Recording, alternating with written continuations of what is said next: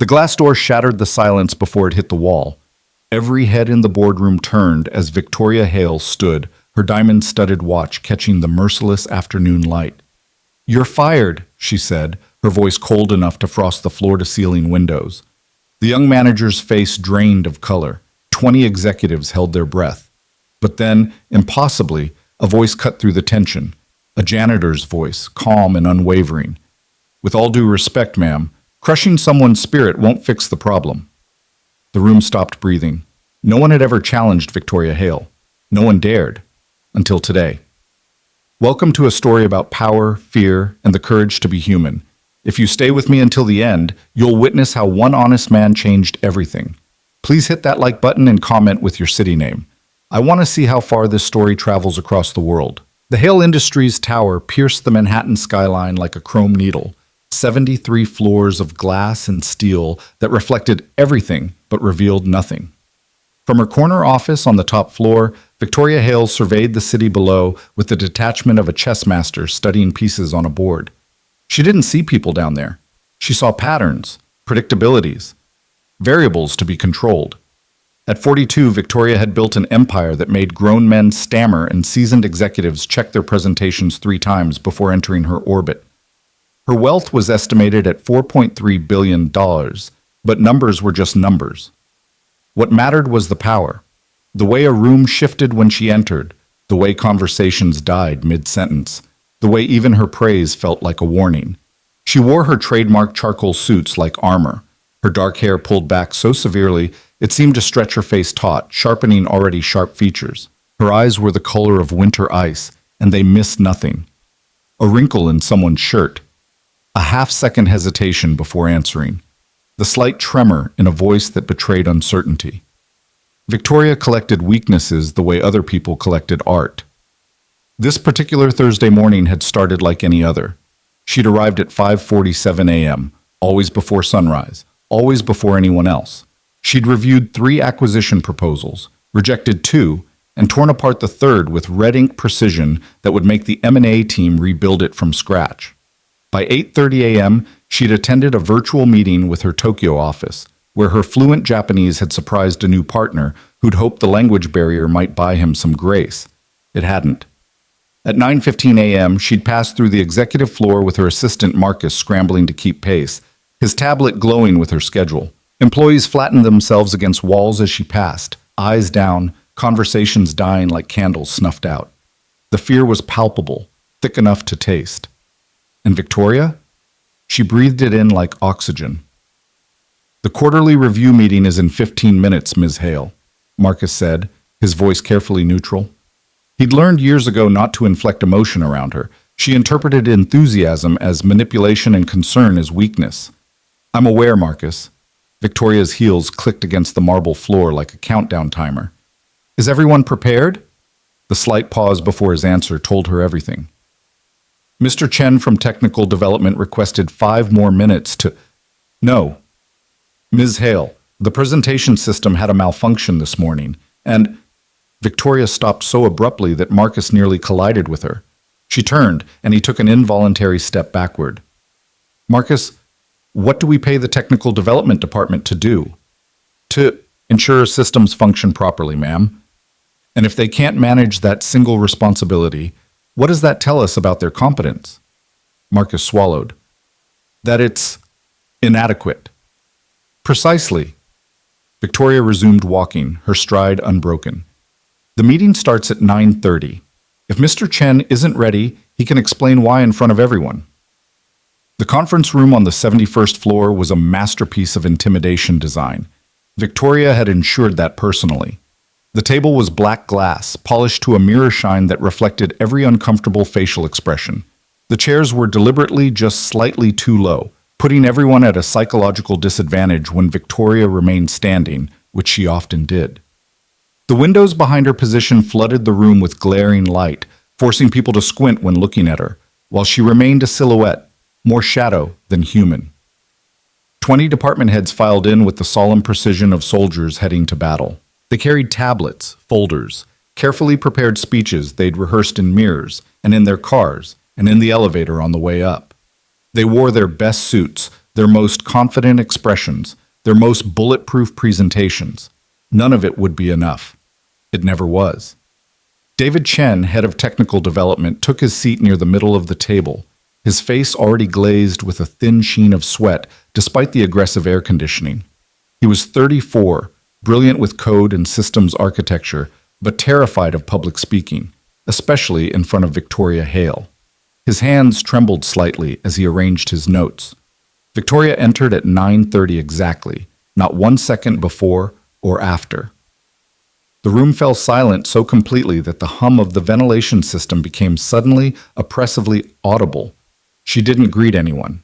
She sat, folded her hands on the table, and simply looked at David Chen. "Mr. Chen, you have the floor." David stood, his chair scraping loudly in the silence. He cleared his throat, clicked his remote. The screen behind him remained dark. He clicked again. Nothing. The system was... David's voice cracked. He clicked a third time, panic rising in his eyes like floodwater.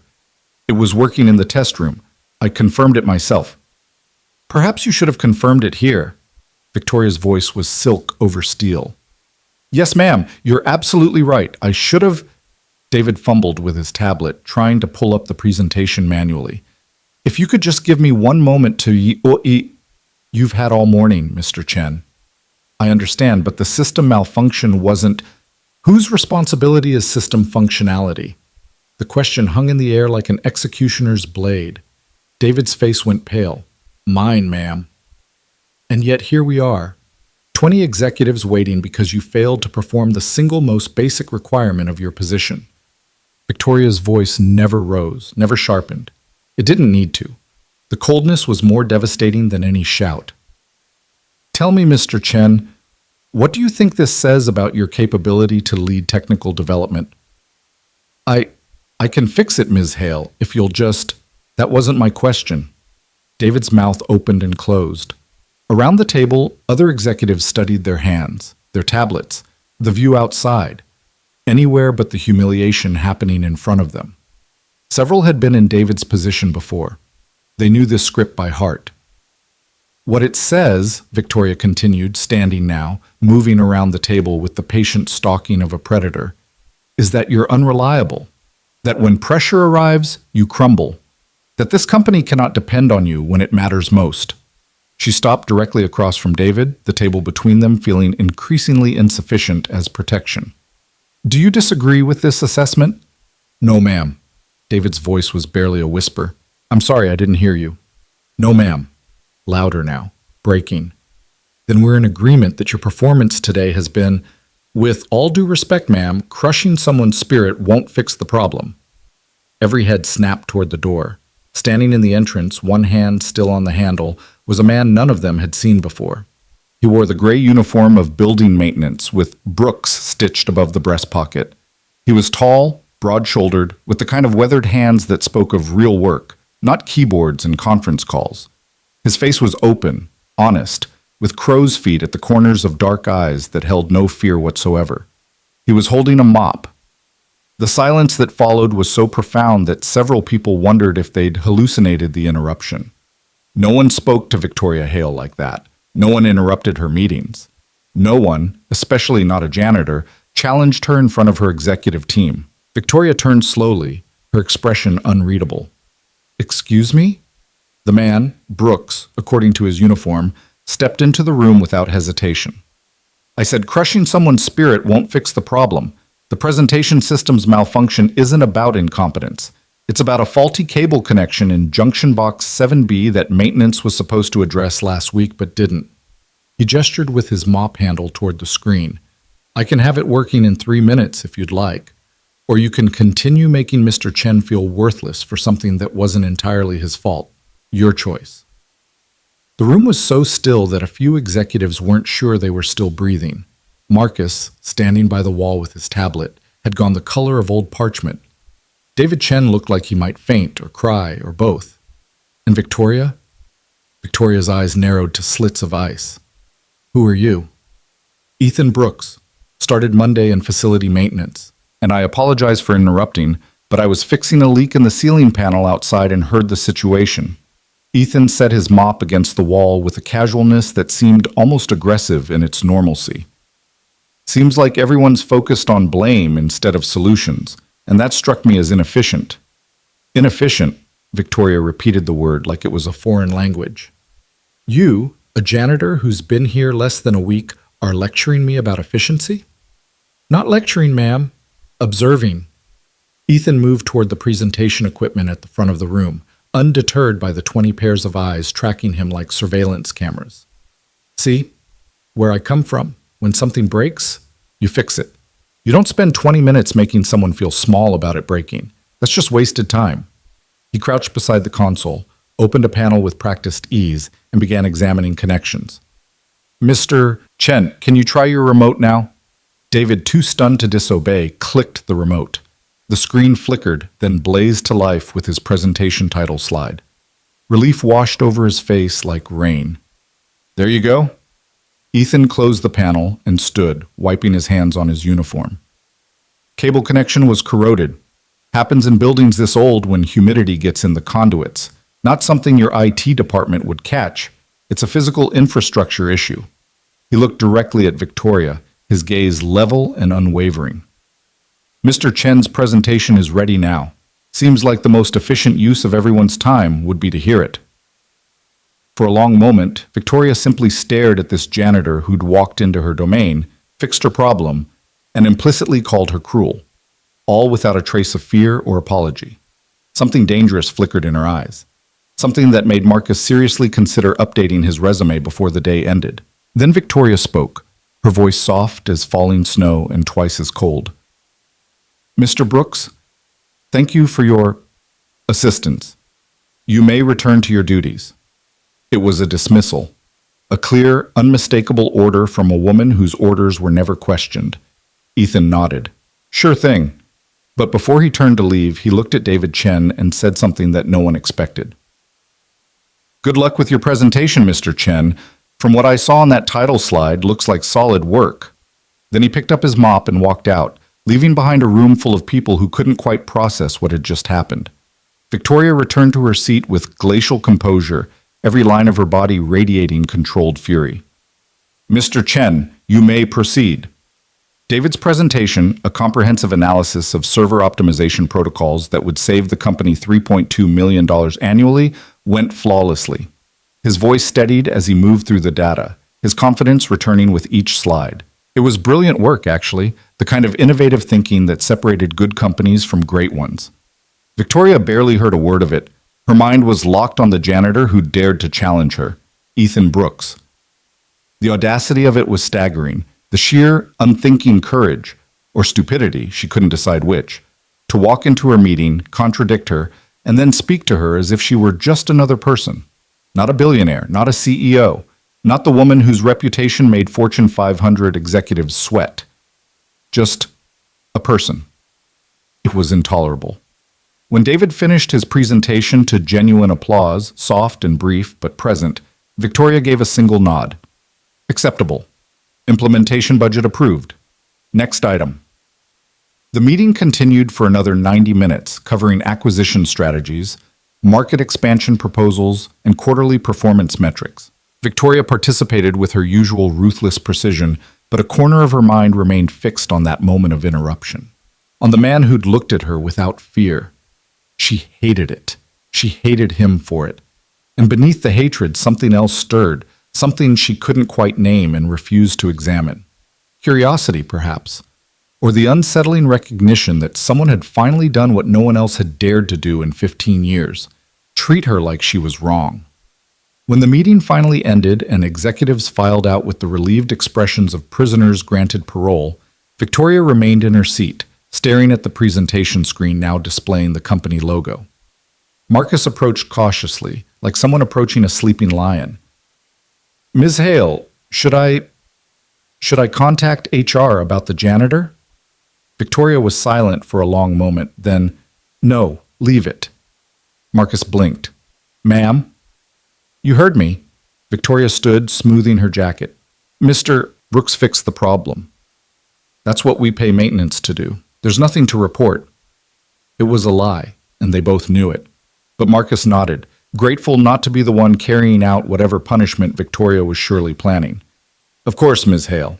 Your 11:30 with the board is in 20 minutes. I'm aware. As Victoria walked back to her office, her heels clicking in rhythm with her heartbeat, she passed a maintenance closet on the 71st floor. The door was slightly ajar, and through the gap she could see Ethan Brooks inside, organizing cleaning supplies with the same methodical competence he'd shown with the presentation equipment. He looked up as she passed, met her eyes directly, and nodded. A simple acknowledgement, neither afraid nor defiant. Just there. Victoria didn't break stride, didn't acknowledge the gesture. But as she entered her office and closed the door, shutting out the world with its usual finality, she found herself standing at the window, looking out over the city she'd conquered, and wondering why one janitor's opinion bothered her more than the combined judgment of every executive in her empire. The rest of the day proceeded with mechanical precision. Conference calls with London and Singapore.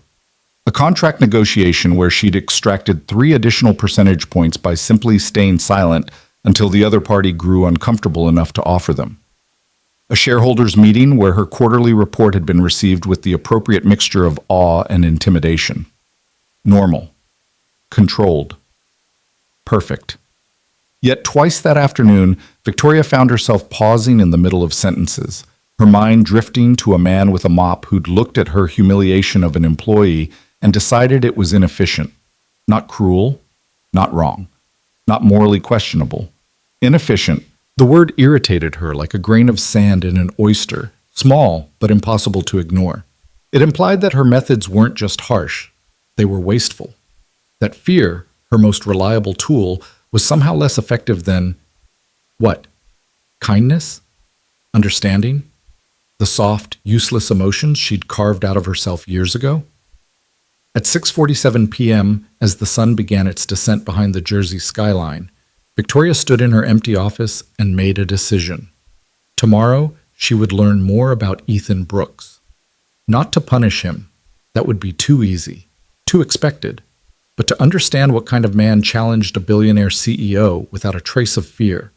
To understand what he had that she'd lost so long ago. She could barely remember what it felt like.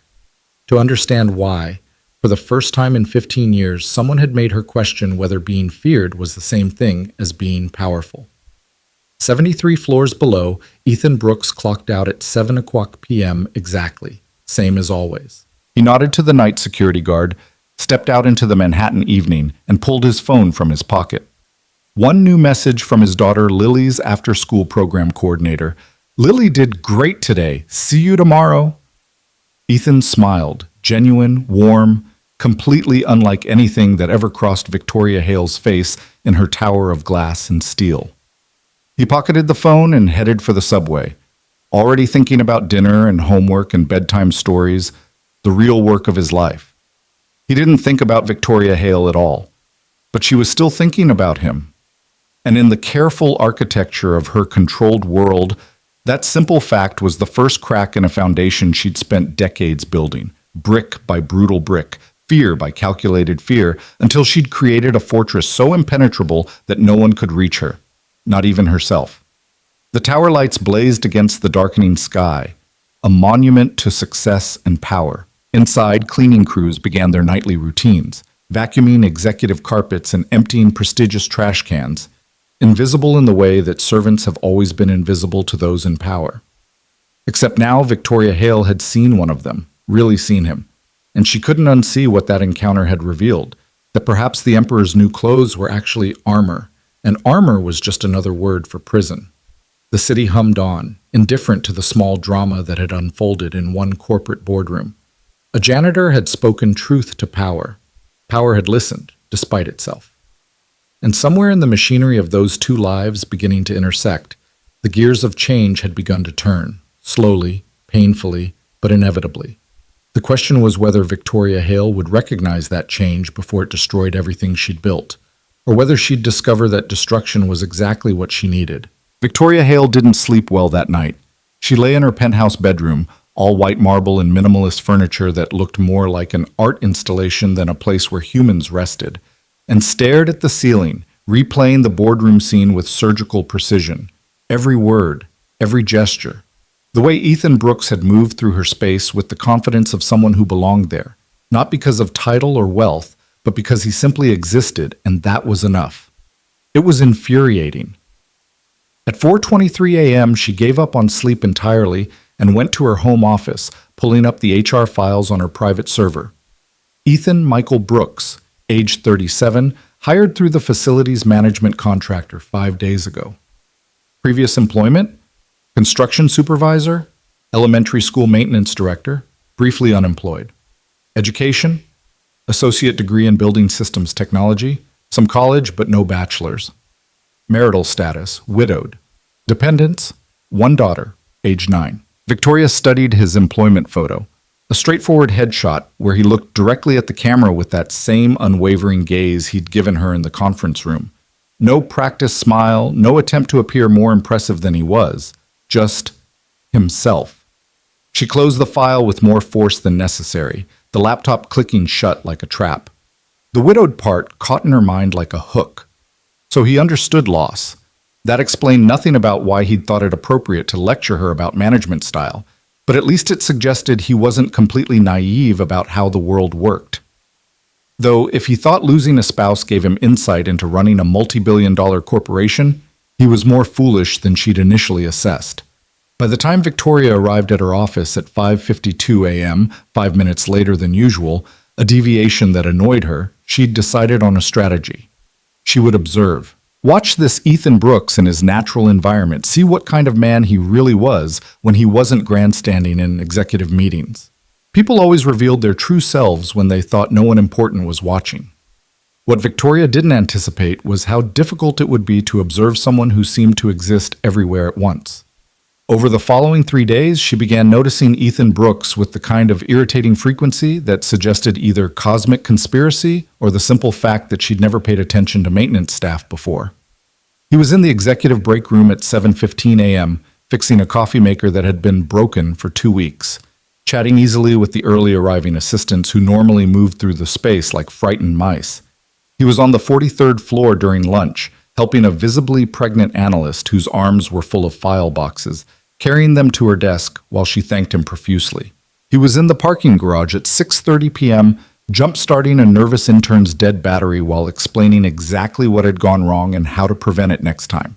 And everywhere he went, people responded to him, actually smiled at him, spoke to him like he was a person worthy of conversation, not just invisible hands that emptied trash and mopped floors. It was bizarre. On the 4th day after the boardroom incident, Victoria found herself in the unusual position of riding the elevator down to the 52nd floor personally instead of summoning people to her office. The CFO, Richard Pembroke, had requested an in-person discussion of the European expansion financials, and something in his voice had suggested the news wasn't good enough to be delivered in Victoria's presence without the buffer of his own territory.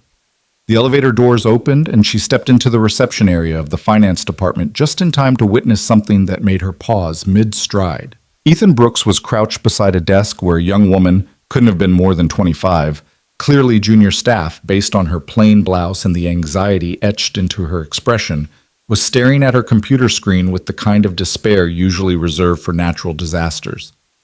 "I don't understand," the woman was saying, her voice trembling. "I saved it. I know I saved it. 3 weeks of work and it's just gone."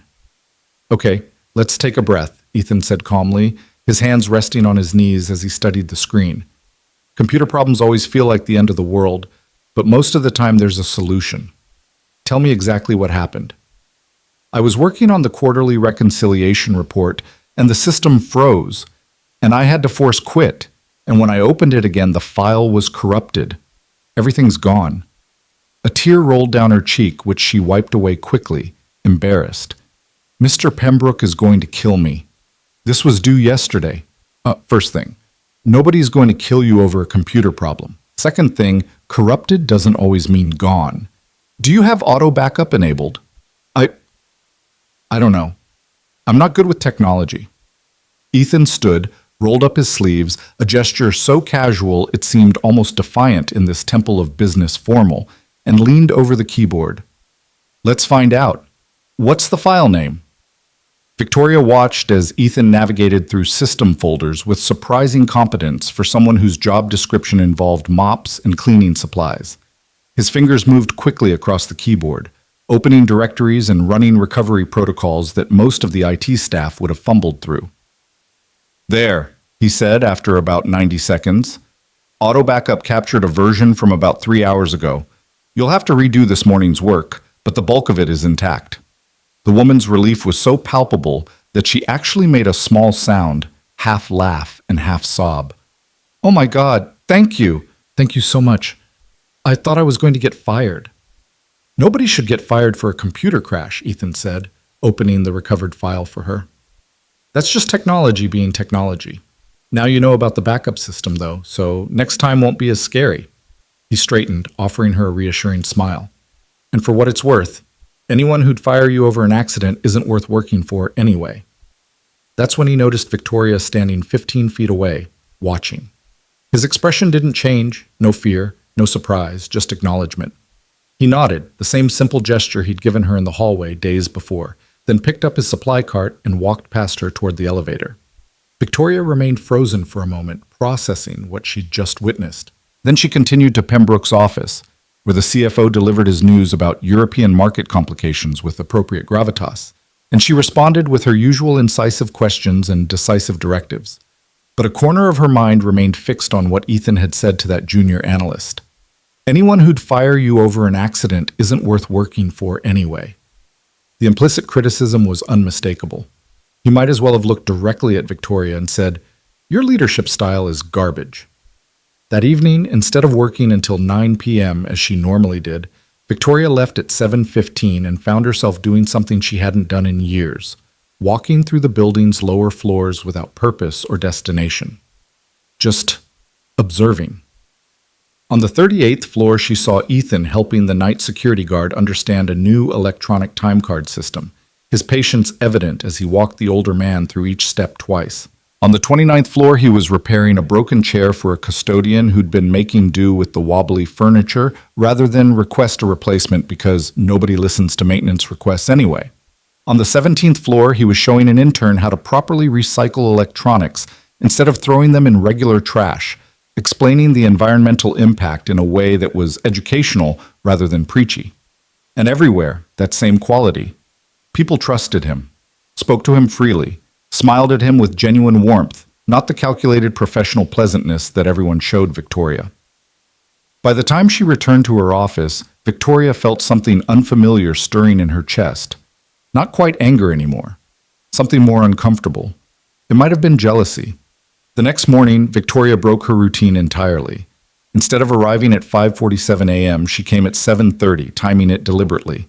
The executive break room was fuller at this hour, assistants and junior managers grabbing coffee before the day's chaos began. And there, as she'd predicted, was Ethan Brooks, replacing the water bottle on the cooler. "Morning, Ms. Hale," he said without looking up, his tone exactly as casual as it had been with everyone else. No special deference, no fear. "Mr. Brooks." Victoria poured herself coffee she didn't want, just to have a reason to linger. Around them, the usual morning chatter had died the moment she entered, replaced by the familiar, uncomfortable silence. "I've noticed you have quite a range of skills beyond janitorial work." "Maintenance is more than mopping floors," Ethan replied, finally looking at her as he hefted the empty water bottle. "Buildings are complex systems. You learn to fix whatever needs fixing. Including people problems, apparently." Ethan's expression flickered with something, amusement, maybe. "I help where I can, not claiming to fix anything. Yet you felt qualified to interrupt my executive meeting to offer management advice." Here it was, the confrontation Victoria had been circling for days. The people in the break room had gone so still they could have been mannequins. Even the coffee maker seemed to stop gurgling. But Ethan just met her gaze steadily. "I offered a technical solution to a technical problem. The management-style observation was just an aside. Maybe out of line, but I've never been great at keeping quiet when I see someone being hurt unnecessarily." "Hurt?" Victoria repeated the word like it was a foreign concept. "Mr. Chen is a highly compensated executive who failed to meet basic expectations. Pointing that out isn't hurting him." "Wasn't just pointing it out, though, was it?" Ethan leaned against the counter, completely at ease in a way that should have been inappropriate, but somehow wasn't. You were humiliating him, making an example. I get the strategy. Keep everyone scared, keep them performing, but scared people don't innovate. They just survive. The silence in the break room had reached suffocating levels. Victoria could feel a dozen pairs of eyes watching this interaction like spectators at a car crash. You presume to understand my leadership philosophy after less than 2 weeks in this building? I presume to understand people after 37 years on the planet, Ethan said simply. Fear's a tool, sure, but it's a blunt one. And eventually, it's all people associate with you. Not respect, not loyalty, just fear. He picked up the empty water bottle, preparing to leave. But hey, you've built $1 billion company, so clearly you know what you're doing. I'm just the janitor. He walked out before Victoria could formulate a response, leaving her standing in a break room full of people who suddenly found their coffee cups fascinating. Marcus appeared at her elbow like a well-trained ghost. Miss Hale, your 8 a.m. is waiting in conference room A. Victoria followed him out, her mind churning. The casual dismissal, I'm just the janitor, had been more pointed than any argument. It highlighted the absurdity of their interaction.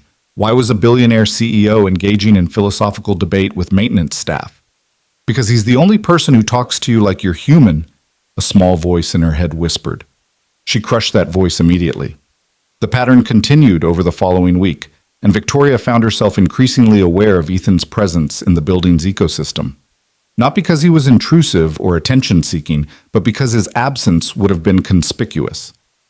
He'd become a fixture, someone people sought out when they needed help that went beyond job descriptions.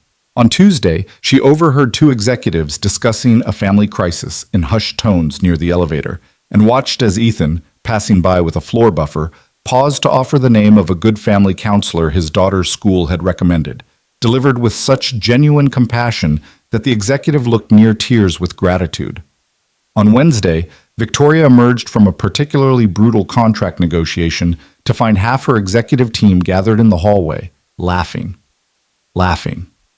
In her building, where laughter was usually a sign that someone had forgotten where they were and would soon remember with regret. The source was Ethan, telling some story about a disastrous plumbing incident at his daughter's school play that somehow involved a rogue hamster and the fire department. On Thursday, she watched through her office window as Ethan spent his lunch break in the small plaza in front of the building, sitting with one of the elderly security guards just talking. Both men were laughing, easy and comfortable, sharing sandwiches like old friends, though they couldn't have known each other more than 2 weeks. And on Friday, Victoria's carefully controlled world began to truly crack. It started with Margaret Chen, David Chen's mother, showing up unannounced at the reception desk.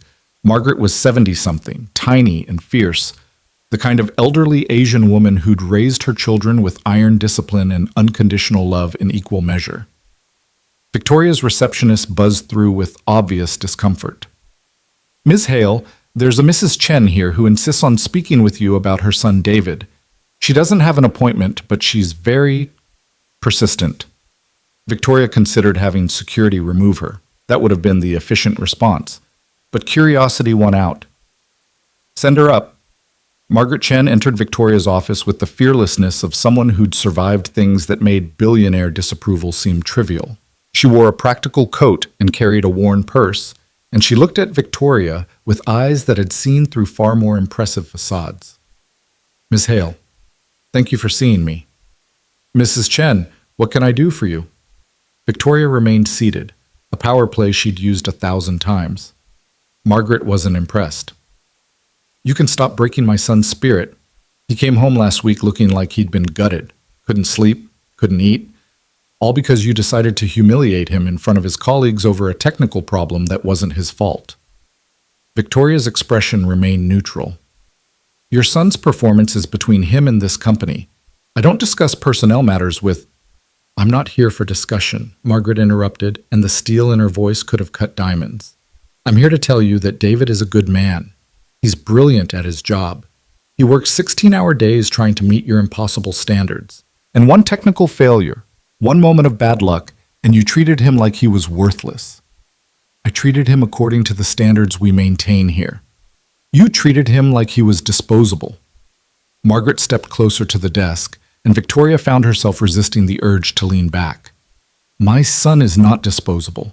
He's a human being with feelings and dignity, and just because you've forgotten what those things mean doesn't give you the right to strip them from others. The words hit like a physical blow. Victoria's hands clenched involuntarily beneath the desk. Mrs. Chen, I think you should leave. I'll leave.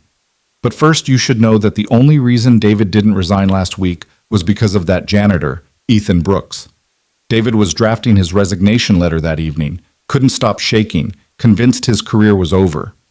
And Mr. Brooks, who'd never even met my son before that day, tracked him down in the parking garage, sat with him for an hour, talked him through it, reminded him that one person's cruelty doesn't define his worth. Margaret headed for the door, then paused, looking back. My son stayed because someone showed him kindness when you showed him contempt. You might want to think about what that says about your leadership, Ms. Hale. Not the billion-dollar kind, the human kind. Then she was gone, leaving Victoria alone with words that seemed to echo in the suddenly too large office. For several minutes, Victoria simply sat, staring at the space where Margaret Chen had stood. The accusation of cruelty shouldn't have bothered her. She'd been called worse. She'd been called ruthless, merciless, a corporate ice queen, the devil in designer suits. None of it had ever mattered because results mattered, success mattered, the architecture of power mattered. But you've forgotten what those things mean, feelings and dignity that lodged somewhere uncomfortable. Because it was true, she had forgotten. Or more accurately, she deliberately excised those weaknesses from herself years ago, carved them out like tumors because they made you vulnerable, made you weak, made you into the kind of person who could be betrayed and destroyed. Like she'd been destroyed once in another lifetime before she'd rebuilt herself into something that couldn't be broken again. Victoria stood abruptly and walked to her window, looking down at the city that had been her kingdom and her prison for 15 years. 73 floors below, the plaza was busy with lunch hour traffic, and there, sitting on the same bench as yesterday, was Ethan Brooks. He wasn't alone. David Chen sat beside him, the two men deep in conversation. As Victoria watched, Ethan said something that made David laugh. Actually laugh, head thrown back, genuine and free. Then David seemed to be explaining something technical, gesturing with his hands, and Ethan listened with focused attention, nodding, asking questions. Two men who had nothing in common except humanity, connecting like it was the simplest thing in the world. Because for them, it was. Victoria pulled out her phone and did something unprecedented. She called down to facilities management directly. This is Victoria Hale. I need to see the complete work history and performance evaluations for Ethan Brooks. 20 minutes later, the files arrived. Victoria spread them across her desk, reading with the same intensity she brought to merger documents and market analyses. What she found was fascinating. Ethan had been a construction supervisor for 8 years, with consistently excellent reviews praising his leadership, problem-solving abilities, and crew morale. Then 3 years ago, there was a 6-month gap in employment. When he'd returned to work, it was in lower-paying positions. Elementary school maintenance, then briefly at a community center, now here. The gap coincided with his wife's death, Victoria realized. The dates lined up. And after that loss, he deliberately stepped back from high-pressure supervisory roles, choosing instead to work positions that let him be present for his daughter. He'd sacrificed career advancement for parenthood, chosen human connection over professional achievement.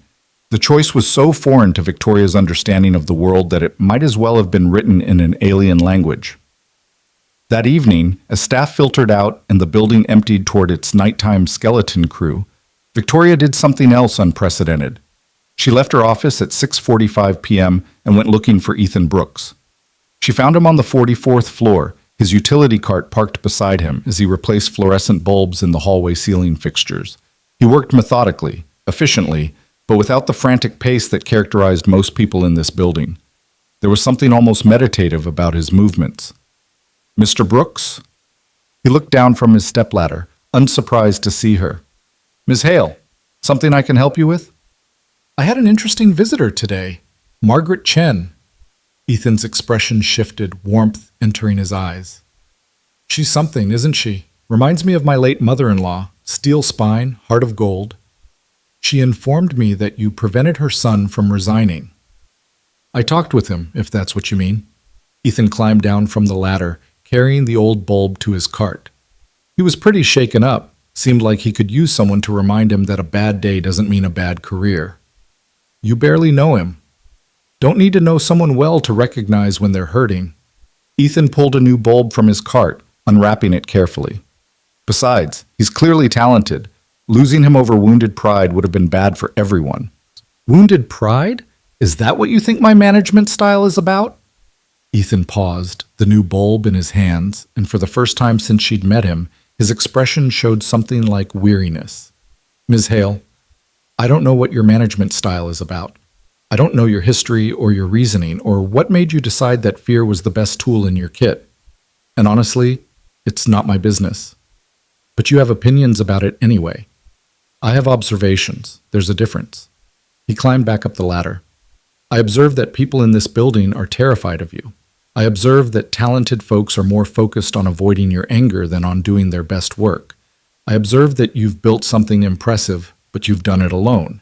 And loneliness looks the same whether you're in a penthouse or a cardboard box. The last sentence hit Victoria like ice water. You know nothing about my life. You're right, I don't. Ethan twisted the new bulb into place, the hallway brightening slightly. But I know something about loss, and I know that sometimes when we've been hurt badly enough, we decide that the safest thing is to never let anyone close enough to hurt us again. We build walls and call them strength. We choose isolation and call it independence. He climbed down again, meeting her eyes. And we become powerful, sure, but we stop being fully human.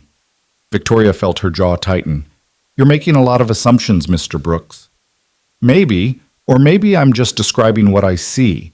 Someone brilliant and successful, and completely, utterly alone, who's convinced herself that alone is the same thing as safe. You're out of line. Probably. Ethan moved his cart toward the next set of lights. But being out of line seems to be my specialty around you. He continued working, dismissing her without actually dismissing her. Victoria stood in the hallway, anger and something else warring in her chest. She should fire him, should have him removed from the building immediately. He was insubordinate, presumptuous, completely inappropriate. Instead, she heard herself ask, "How do you do it?" Ethan paused, looking back at her. Do what? Connect with people so easily. They trust you immediately. Respond to you like...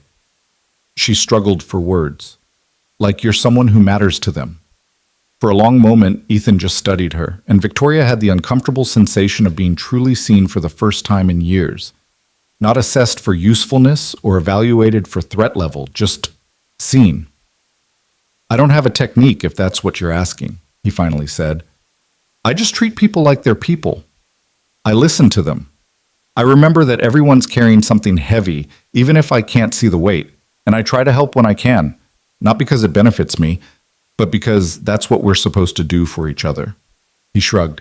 It's not complicated, it's just hard when you've forgotten how. You think I've forgotten how to be human? I think you've practiced being powerful for so long that you might have lost track of the difference. The words should have felt like an attack. Instead, they felt like diagnosis, clinical and oddly gentle. Victoria found herself unable to formulate a response that wasn't either defensive or vulnerable, so she said nothing at all. Ethan filled the silence. My daughter Lily has this quote taped to her bedroom mirror.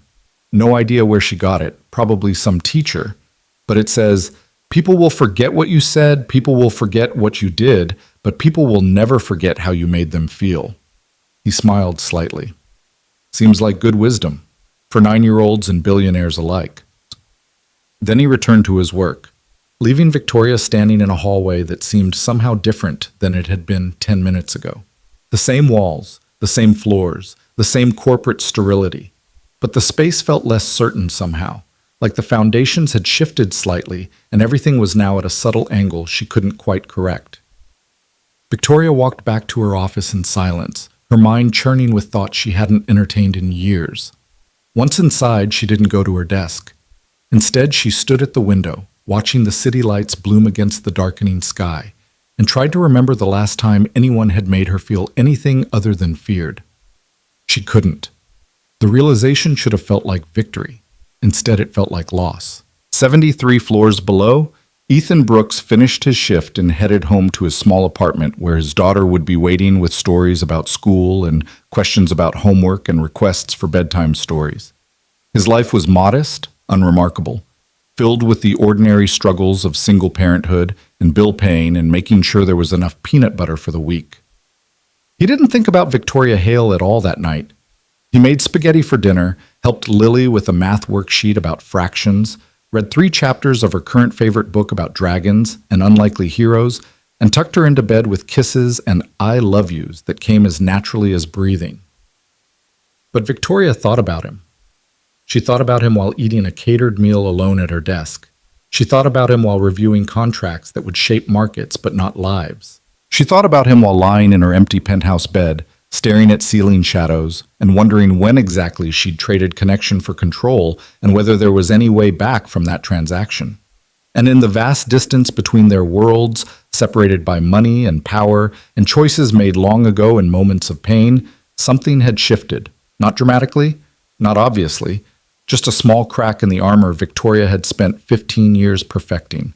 A crack through which light might eventually enter if she could find the courage to let it. The change in Victoria was subtle enough that most people didn't notice. She still arrived early, still ran meetings with precision that bordered on surgical, still made decisions that shaped markets and careers with equal efficiency. But Marcus, who'd worked beside her for 6 years, noticed the small things. The way she paused half a second longer before delivering criticism. The way her eyes occasionally tracked maintenance staff moving through the executive floor. The way she'd stopped working quite as late, leaving at 8 instead of 10, though he had no idea what she did with those extra hours. What Victoria did with those hours was think and watch, and slowly, painfully, begin to question the empire she'd built from fear and distance. 2 weeks after her hallway conversation with Ethan, she implemented a policy change that shocked her executive team. Anonymous feedback forms where employees could report management concerns without fear of retaliation. It was a small gesture, almost meaningless given the culture of terror she'd cultivated. But it was something. The forms came back by the hundreds. Stories of casual cruelty, impossible standards, talented people leaving for lower-paying jobs just to escape the pressure. Victoria read every single one, alone in her office after everyone else had gone home, and felt the weight of what she'd created settle onto her shoulders like concrete. She'd built a prison, and she was both warden and inmate. But understanding the problem and solving it were different continents, and Victoria had no map for the territory between them. So she did what she'd always done when facing something she didn't understand. She observed, she analyzed, she tried to reverse engineer the formula that made Ethan Brooks so effortlessly human. It proved surprisingly difficult to study someone who wasn't trying to impress you. 3 weeks after the hallway conversation, on a Tuesday that started like any other, Victoria's carefully controlled world began to truly unravel. The first sign was minor, a flicker in the overhead lights during her 9 a.m. strategy meeting. Everyone paused, looked up, then continued when the light stabilized. Victoria made a mental note to have facilities check the electrical system, then promptly forgot about it as the discussion turned to the Tokyo acquisition that required her full attention. The second sign came at 10:17 a.m. when the climate control system began pumping air that was noticeably warmer than the precise 68 degrees Victoria mandated throughout the building. Her assistant called facilities. They promised to investigate.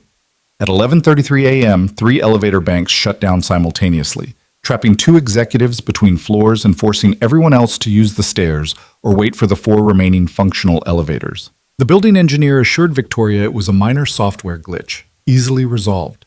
At 12:04 p.m., the building's backup generator kicked in for no apparent reason, causing a brief surge that crashed several computer systems on the lower floors. And at 12:47 p.m., every light in the Hale Industries tower went dark. Not dimmed, not flickering, completely, utterly dark. Victoria was in her office on a video call with the London team when her screen went black. The sudden absence of the computer's hum made the silence profound, Through her window, she could see other buildings glowing with normal power, which meant this wasn't a grid failure. This was their building, their system, their problem. She stood, moving toward her office door with the muscle memory of someone who knew every inch of her territory. But opening the door revealed chaos. The executive floor, usually pristine and ordered, had transformed into confusion. People emerged from offices with their phone flashlights activated, voices rising in question and concern. What's happening? Is this a fire drill? My presentation was due in 20 minutes. Are we supposed to evacuate? Victoria's mind shifted immediately into crisis mode. She pulled out her phone, still charged, thank God, and called building security. The line was busy. She tried facilities management, same result. She tried Marcus, who appeared at her elbow almost immediately, his face pale in the dim light from the windows. Ms. Hale, building-wide power failure. Emergency lighting should have kicked in but didn't. Security is trying to determine if this is a cyber attack or... Get me the building engineer, now. He's not responding. I think he's trapped in one of the elevators. Of course he was. Victoria's jaw tightened. 73 floors of confused, increasingly panicked employees, no emergency lighting, no functioning elevators, and no building engineer. The situation was rapidly deteriorating from inconvenient to dangerous. Tell security to start organized evacuation procedures. Stairwells only, orderly descent, no panic, and someone find out what the hell happened to our backup systems. Marcus nodded and disappeared into the darkness, his phone light bobbing like a firefly. Victoria stood in her doorway, watching her executives mill about with the purposeless confusion of people whose competence was entirely dependent on functional systems. Without computers, without lights, without the infrastructure they took for granted, they were helpless. It was, she realized with bitter irony, exactly how she'd felt during her conversation with Ethan about human connection. Competent in one domain, utterly lost in another. The thought of Ethan crystallized into a question. Where was facilities maintenance during this crisis? As if summoned by the thought, she heard his voice cutting through the confusion, calm and authoritative in a way that had nothing to do with title or hierarchy. Folks, I need everyone to stay calm and move toward the stairwells in an orderly fashion. Use your phone lights to see, and help anyone who needs assistance. We're going to get through this fine, but I need cooperation.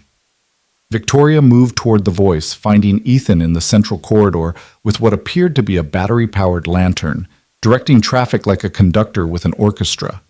People were actually listening to him, the panic in the air dissipating as his composure spread through the crowd. Mr. Brooks, Victoria said, reaching him. What's the situation? Ethan looked at her, and in the stark shadows cast by the emergency lantern, his expression was grimly serious. Main power is completely out. Backup generators failed to engage, which suggests either a software problem or physical damage to the transfer switches. Emergency lighting system is down, which should be impossible since it's on a separate circuit with independent battery backup. This isn't a simple outage, Ms. Hale. Something's fundamentally wrong with the building's electrical infrastructure. How long to fix it? Depends on what's wrong. Could be 20 minutes, could be 20 hours. He gestured to the evacuating crowd. Right now, priority is getting people out safely and making sure no one's trapped or injured. After that, I can investigate the systems. You? You're a janitor. The words came out more harshly than Victoria intended, sharpened by stress. But Ethan didn't flinch. I'm also a licensed electrician and former construction supervisor who's worked on building systems a lot more complex than this one. So, yes, me. Unless you've got someone better available? Victoria thought of her building engineer trapped in an elevator, her facilities manager who hadn't answered his phone, her entire technical team who were probably as panicked as everyone else. No, I don't. Then let me do my job. Ethan handed the lantern to a passing executive. Sarah, can you help guide people to the north stairwell? Stay calm, move slowly, make sure the elderly folks on this floor get assistance. Sarah, a senior VP who normally wouldn't take orders from anyone below C-suite level, nodded immediately and took the lantern without question. The automatic deference to Ethan's authority in this moment would have fascinated Victoria if she weren't so focused on the unfolding crisis. What do you need from me? She asked Ethan. He looked at her with something like surprise, as if he'd expected her to demand rather than offer. Keep people calm and organized up here while I get down to the electrical room. If you can reach security, tell them not to call the fire department yet. Too many people on the stairwells already. Adding firefighters will create congestion. We've got time before this becomes a real emergency. How do you know that? Because the building's not on fire, structural integrity is fine, and the biggest danger right now is panic causing a stampede, which we prevent by staying calm and moving deliberately.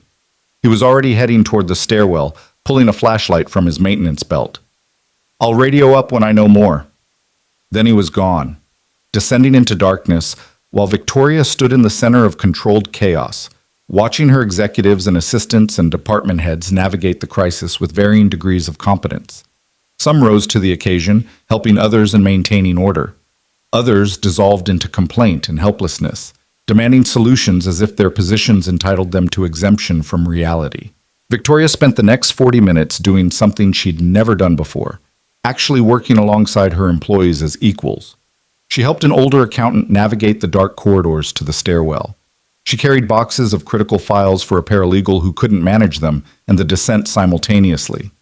She answered questions she didn't have answers to with honesty instead of false certainty, and discovered that people responded better to, "I don't know yet, but we're working on it," than they ever had to her usual absolute declarations.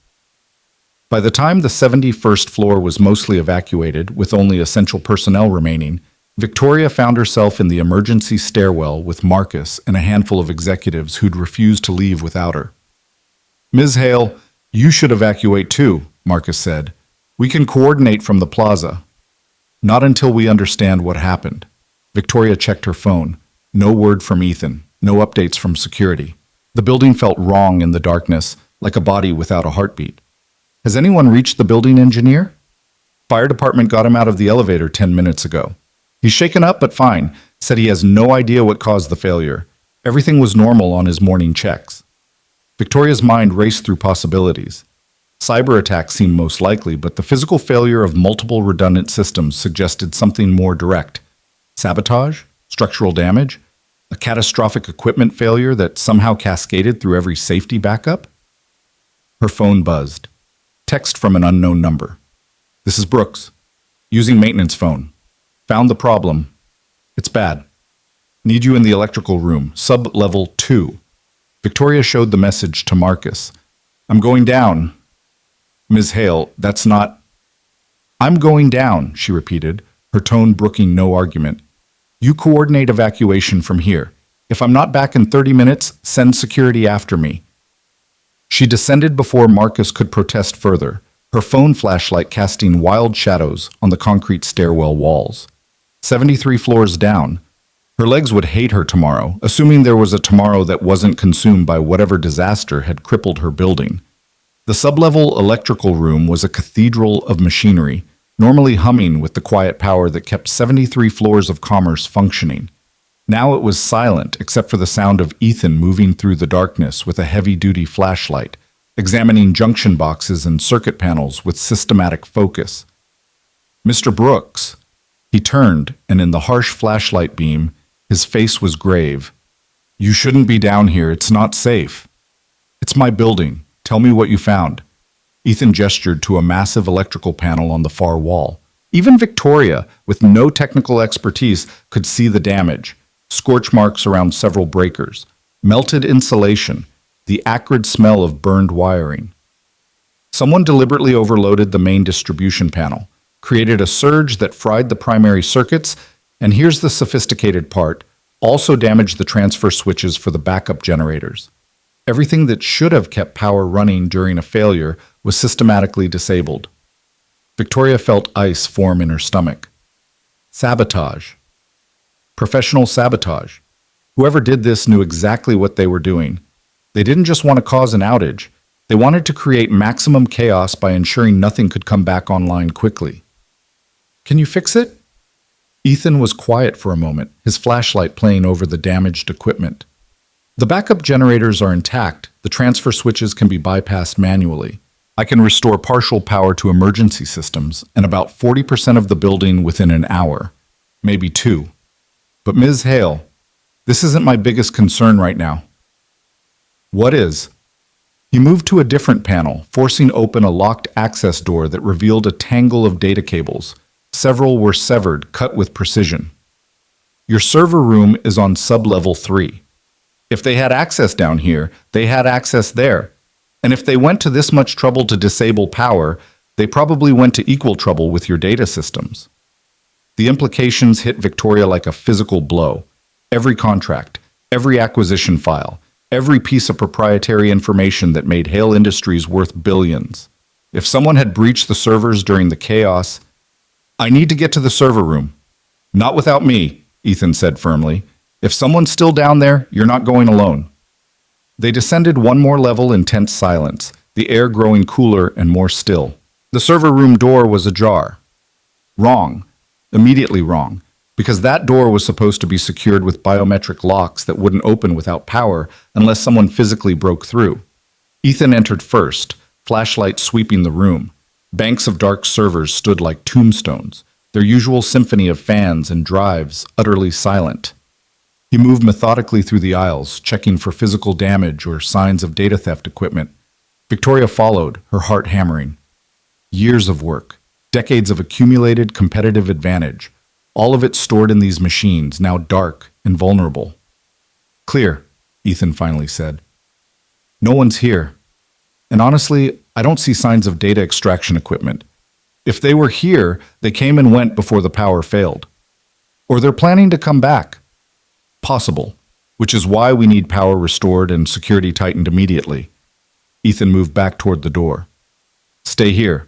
I'm going to manually engage the backup generators. Should take about 15 minutes. When power comes back, check your systems immediately. Ethan. His first name emerged before Victoria could stop it, born from fear she wasn't accustomed to feeling. Be careful. He paused, turning back with an expression that was almost gentle. Always am. I've got a 9-year-old depending on me. Then he was gone, and Victoria was alone in a room full of silent machines that contained the entirety of her professional life. She'd never felt so helpless. All her wealth, all her power, all her carefully constructed control, useless in the face of darkness and sabotage and the fundamental fragility of systems she'd taken for granted. She thought of what Ethan had said weeks ago. People will never forget how you made them feel. Right now, Victoria felt terrified, vulnerable, dependent on a janitor who knew more about the infrastructure of her empire than she did. It was the most honest feeling she'd had in 15 years. 14 minutes later, lights flickered and then blazed to life throughout the sublevel. The servers began their boot sequence, drives spinning up with sounds like mechanical breathing. Victoria's phone immediately flooded with notifications, texts, calls, alerts from every corner of her organization demanding explanation and instruction. But before she dealt with any of that, she called Ethan's maintenance phone. He answered on the first ring, slightly out of breath. Generators are running. I've got about 40% of building power restored, focused on emergency systems and ground-level floors. Full restoration will take a professional electrical crew, probably tomorrow at earliest. The servers are booting. I need to assess potential data breach. Already called building security and told them to get cyber forensics in immediately. Also suggested they review security footage for the past week to see who had access to the sublevels. Victoria was silent for a moment, processing the fact that a janitor had thought 10 steps ahead while she'd been paralyzed by fear. Thank you. Just doing what needs doing. A pause. Ms. Hale, you should know. When I was down in the electrical room, I found something else. A timer mechanism, pretty crude but functional. Whatever happened today, it was designed to trigger during business hours for maximum disruption. Someone wanted to hurt your company specifically. The ice in Victoria's stomach spread to her limbs. This wasn't random corporate espionage. This was targeted, personal. I need to get back upstairs. Meet you in your office in 10 minutes. We need to talk about security protocols.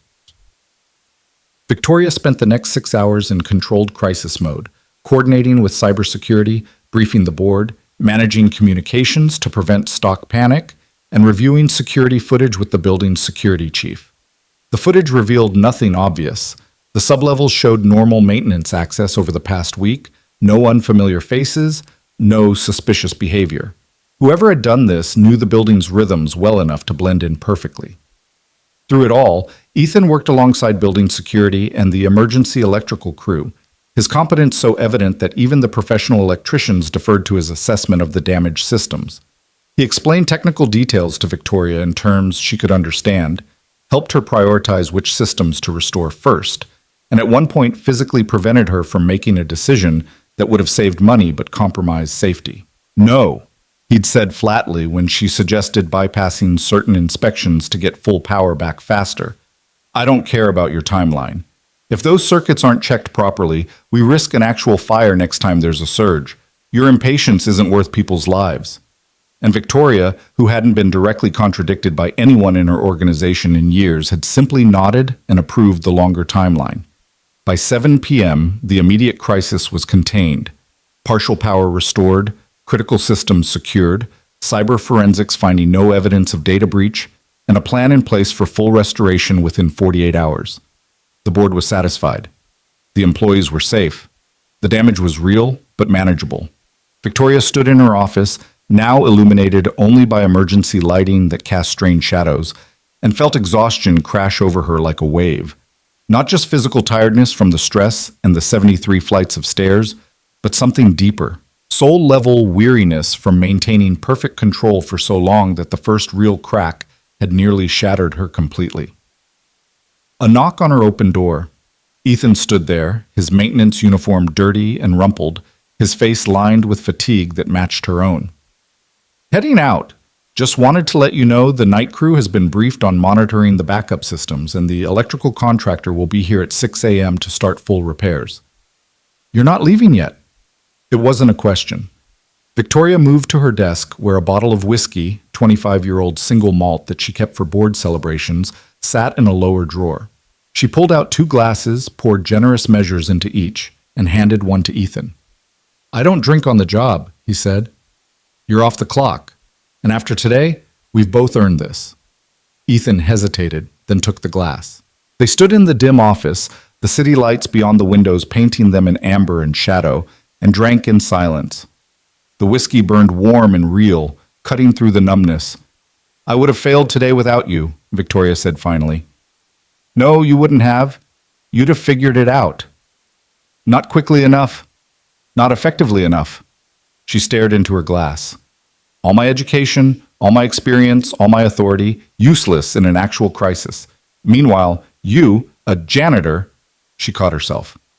A maintenance worker with an associate degree and no executive title managed the situation better than anyone in my organization. That's not about intelligence or education, Ethan said quietly. It's about different kinds of knowledge. You know how to run a company. I know how to keep a building standing. Both matter. Today just happened to be a day when my skills were more immediately useful than yours. You're being generous. I'm being honest. You think I could negotiate a multi-billion-dollar acquisition? Could I manage international expansion strategies or navigate corporate law? I'd be lost in 5 minutes. We've got different expertise, that's all. Victoria shook her head. It's more than expertise. You stayed calm when I was terrified. You knew exactly what to do when I was paralyzed. You led people who should have been following me because you understand something I've forgotten. What's that? How to be someone worth following instead of someone to be feared. The admission hung in the air between them, raw and vulnerable in a way Victoria hadn't allowed herself to be in years. Ethan studied her with those steady, dark eyes that had never shown fear of her power, and she wondered what he saw. A billionaire having a moment of weakness? A corporate tyrant experiencing brief humility before returning to form? Or something more fundamental, a human being finally acknowledging her own limitations? Fear's an expensive currency, Ethan said eventually. You spend it to buy compliance, but what you end up with is people who do exactly what you tell them and nothing more. They don't innovate. They don't speak up when they see problems. They certainly don't go the extra mile when crisis hits. He gestured toward the darkened building beyond her office. Today, when real trouble came, how many of your executives stepped up versus shut down? Victoria thought of the chaos on the 71st floor, the complaints, the demands, the handful who'd actually helped versus the majority who'd simply expected someone else to fix everything. Not enough. Because you've trained them to wait for your orders, to never act without permission, to prioritize avoiding your anger over doing what's right. Ethan finished his whiskey. That's what fear gets you. Obedience, but not initiative. Compliance, but not loyalty. And what does your approach get you? Today, people who trusted me enough to stay calm when they could have panicked. Electricians who listened to my assessment even though I'm not their supervisor. You standing in a server room you'd probably never visited before because you believed I'd keep you safe. He met her eyes. That's what trust gets you, Ms. Hale. People who'll walk through darkness with you instead of just doing what they're told. Victoria set her glass down carefully, her hands steadier than they'd been all day. I don't know how to do that. Lead through trust instead of fear. It's not... She struggled for words. It's not in my toolbox. Then maybe it's time to learn some new tools. You make it sound simple. I make it sound possible. There's a difference. Ethan moved toward the door, then paused. For what it's worth, you did something today I didn't expect. You came down to the sublevels when you could have stayed safe upstairs. You asked what I needed instead of demanding what you wanted. You admitted you didn't have all the answers. Those are small things, but they're good things. Starts of things. He left before Victoria could respond, his footsteps echoing down the hallway until they faded into the building's renewed mechanical hum. Victoria stood alone in her office, surrounded by the trappings of power that had failed her when it mattered most, and felt something shift in her chest. Not a dramatic transformation, not a sudden revelation.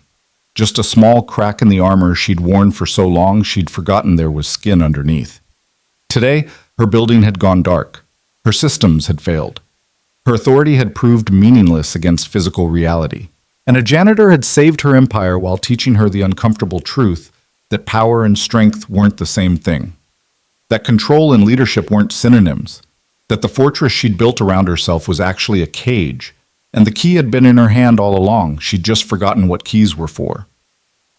The city lights glittered beyond her window. Thousands of lives lived in thousands of small rooms, each one containing someone who laughed and cried and connected and mattered in ways that had nothing to do with balance sheets or market dominance. Somewhere out there, Ethan Brooks was riding the subway home to his daughter, his modest apartment, his ordinary life that was somehow richer than Victoria's billion-dollar empire because it contained something hers didn't. Love. Connection. The simple human reality of mattering to someone beyond what you could do for them. Victoria picked up her phone and scrolled through the hundreds of messages from her executive team. Status updates, damage assessments, questions about protocol and procedure. Not one of them asked if she was okay. Not one expressed concern for her well-being. They saw her as a decision-making machine because that's exactly how she'd taught them to see her. She'd built this isolation deliberately, brick by brick, wall by wall, until she was untouchable and unreachable, and completely, utterly alone at the top of her tower of glass and steel and self-imposed exile from the human experience. For the first time in 15 years, Victoria Hale admitted to herself that she was lonely. Not just alone. She'd chosen alone. Had made peace with alone. But lonely, which was different. Lonely meant wanting connection you didn't have. Lonely meant recognizing that something fundamental was missing from the empire you'd built. Lonely meant finally understanding that you'd won every battle and lost the war. The office felt colder than usual despite the restored climate control. Victoria sat at her desk, surrounded by symbols of success that suddenly felt like participation trophies for a competition that didn't matter. Outside, the city lived and breathed and connected, while she sat alone 73 floors above it, having everything except the one thing that actually mattered. She thought of Ethan's daughter waiting at home with questions about school and requests for bedtime stories. She thought of Margaret Chen defending her son with the fierce love of someone who knew that people were more important than positions. She thought of David Chen laughing on a plaza bench, his dignity restored by simple human kindness. And she thought about how many years she'd wasted believing that power was enough, that success was sufficient, that being feared was better than being loved because fear couldn't betray you. But fear couldn't save you either, she'd learned today. When the lights went out and the systems failed and the crisis came, fear was useless. Only competence and kindness had mattered. Only human connection had solved what authority couldn't touch. Victoria pulled out a blank notepad, actual paper, something she rarely used in her digital empire, and began writing. Not business plans or acquisition strategies, just thoughts, questions. The beginning of a map for territory she'd never explored. How do you learn to be human again after forgetting for 15 years? How do you build trust when you've perfected fear? How do you connect when you've mastered distance? She didn't have answers, but for the first time since she'd built her fortress, Victoria Hale admitted she needed them. And that admission, small and private and invisible to everyone except herself, was the first real step toward change. The building hummed around her, alive again, lights blazing in testament to restored power. But Victoria sat in the growing darkness of her office, having deliberately not turned on her desk lamp, and wondered if maybe darkness wasn't the enemy she'd always believed. Maybe darkness was just the space where you finally stopped pretending you could see everything and admitted you needed help finding the way. Victoria didn't go home that night. She stayed in her office until past midnight, sitting in the darkness she'd chosen, staring at the notepad where she'd written questions she didn't know how to answer. The building was quiet around her, just the hum of restored systems and the occasional footsteps of security making rounds. For once, the silence didn't feel like power. It felt like what it actually was: emptiness. At some point, she must have dozed off at her desk because she woke to pale morning light filtering through the windows and a stiff neck that reminded her she wasn't 25 anymore. Her phone showed 6:47 a.m. and 32 missed messages. The electrical contractors would be arriving soon. The building would fill with people again. The machinery of her empire would resume its ruthless efficiency. But something had fundamentally shifted, and Victoria knew with absolute certainty that she couldn't go back to who she'd been 72 hours ago. She went home to shower and change, moving through her penthouse like a ghost haunting her own life. Everything was exactly as she'd left it: immaculate, expensive, sterile. The furniture catalog had called the aesthetic modern minimalist. Looking at it now, Victoria saw it for what it really was: a space designed for someone who never really lived there. No photos, no personal touches, no evidence that a human being with a history and relationships and a life beyond work actually occupied these rooms. She'd created the same emptiness at home that she'd created at work. Total control, total isolation, total protection from anything that might hurt her. And it had worked perfectly, right up until the moment she realized that protection from pain was also protection from everything else worth experiencing.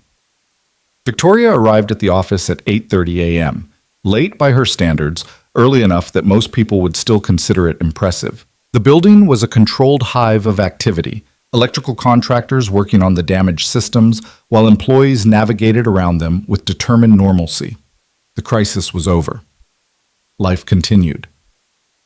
But as she moved through the executive floor toward her office, Victoria noticed something she'd never paid attention to before. People weren't just avoiding her, they were diminishing themselves around her, making themselves smaller, quieter, less present, as if her proximity was a force field that compressed human personality into acceptable workplace blankness. She'd done that, trained them to disappear around her, considered it professional efficiency when it was actually slow-motion cruelty. Marcus appeared with his tablet, ready to recite her schedule. "Ms. Hale, the board wants a full briefing at 10. The cybersecurity team has preliminary findings, and there are approximately 40 messages requiring urgent—" "Marcus," Victoria interrupted him gently, which was itself so unusual that he stopped mid-sentence. "Before we start, I need to ask you something, and I need you to be honest." He looked wary. "Of course, Ms. Hale." "Are you afraid of me?" The question hung in the air between them. Marcus's expression cycled through confusion, calculation, and finally a careful neutrality that was answer enough. "I respect you tremendously, Ms. Hale." "That's not what I asked." A long pause. Then, "Yes, everyone is afraid of you. That's just how it is." Victoria absorbed that confirmation, though it wasn't really new information. "And does that fear make you better at your job?" Marcus seemed to be deciding whether this was a trap. "It makes me very careful, very thorough, very unlikely to make mistakes." "But does it make you better?" He met her eyes then, and she saw something flicker there, a glimpse of the human being beneath the professional assistant. "No, It makes me safe. Those aren't the same thing. Victoria nodded slowly. Thank you for being honest. That must have been difficult.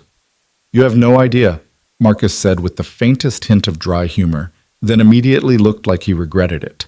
But Victoria smiled, a real smile, not the sharp-edged expression that usually passed for one. Actually, I'm beginning to.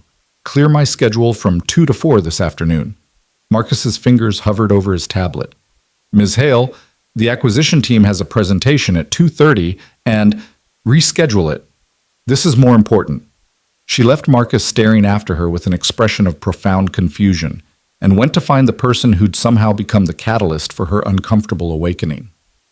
Ethan was on the 44th floor, helping the electrical contractors map the damaged circuits. He wore the same gray maintenance uniform, but Victoria noticed details she'd missed before.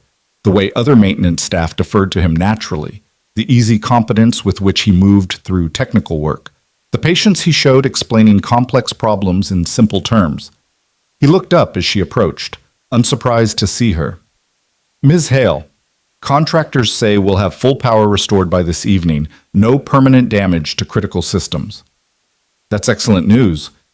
Mr. Brooks, I need to speak with you, privately. My office at 2 p.m. Something flickered across his face, not fear, but perhaps wariness. Is there a problem? No, I just need to talk. Victoria hesitated, then added, Please. The please seemed to surprise him more than anything else. He nodded. I'll be there. Victoria spent the rest of the morning in meetings that felt increasingly surreal. The board briefing, where she delivered facts and projections with her usual precision, while internally questioning why any of it mattered if the people building the company were miserable. The cybersecurity review, where she learned the sabotage had been traced to a disgruntled former employee who'd maintained contractor access, a security gap that existed because no one had felt comfortable bringing potential problems to her attention. Every meeting revealed another crack in the foundation she'd built. And instead of trying to patch them, Victoria found herself examining them, understanding for the first time how much her leadership style had cost the organization beyond what quarterly reports could measure. At 1:45 p.m., she did something unprecedented. She walked to the executive break room where a cluster of her managers were having lunch, and she sat down with them. The conversation died instantly. People froze mid-bite, coffee cups suspended halfway to mouths. Baltiki. Please continue, Victoria said. I'm just taking a break. No one continued. They sat in excruciating silence until Victoria realized that her very presence had killed whatever ease had existed before she arrived. She was a black hole of normalcy, sucking the human out of every space she occupied. She stood. I apologize for interrupting. Then, because something new and uncomfortable was pushing at the walls she'd built, she added, For what it's worth, you all handled yesterday's crisis well. I should have said that earlier. You should hear it more often when you do good work. She left them staring after her and heard the explosion of confused whispers the moment she was out of earshot. At exactly 2 p.m., Ethan knocked on her open office door. Victoria gestured him inside, and he entered with the same unshakable calm he brought to everything. She'd arranged 2 chairs by the window, away from her desk, an attempt to make this feel less like a performance review and more like an actual conversation. Thank you for coming, Victoria said, settling into one chair while Ethan took the other. I wanted to talk about what you said yesterday, about fear and trust and leadership. Okay? Ethan said carefully, I need to understand how you do it, how you connect with people so easily, how you earn trust instead of demanding obedience. And before you tell me it's not complicated, I need you to understand that for me, it is. I don't have a template for this. I don't know how to be the kind of leader people follow because they want to rather than because they're afraid not to. Ethan was quiet for a long moment, studying her with those steady eyes that had never flinched from her power. You're asking me to teach you something that can't really be taught. It's not a technique. It's not a set of phrases or behaviors you can adopt. It's about actually seeing people as people, not as functions in your organization. I do see them as people.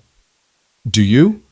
Or do you see them as variables in an equation, resources to be managed, pieces on a board you're playing? He leaned forward, elbows on his knees. I'm not trying to be harsh, Ms. Hale, But from what I've observed, you interact with humans the way most people interact with machinery. You input requirements and expect outputs. And when the outputs don't meet your standards, you treat it like a mechanical failure rather than a human struggling. The accuracy of the observation stung. That's how I was trained to lead.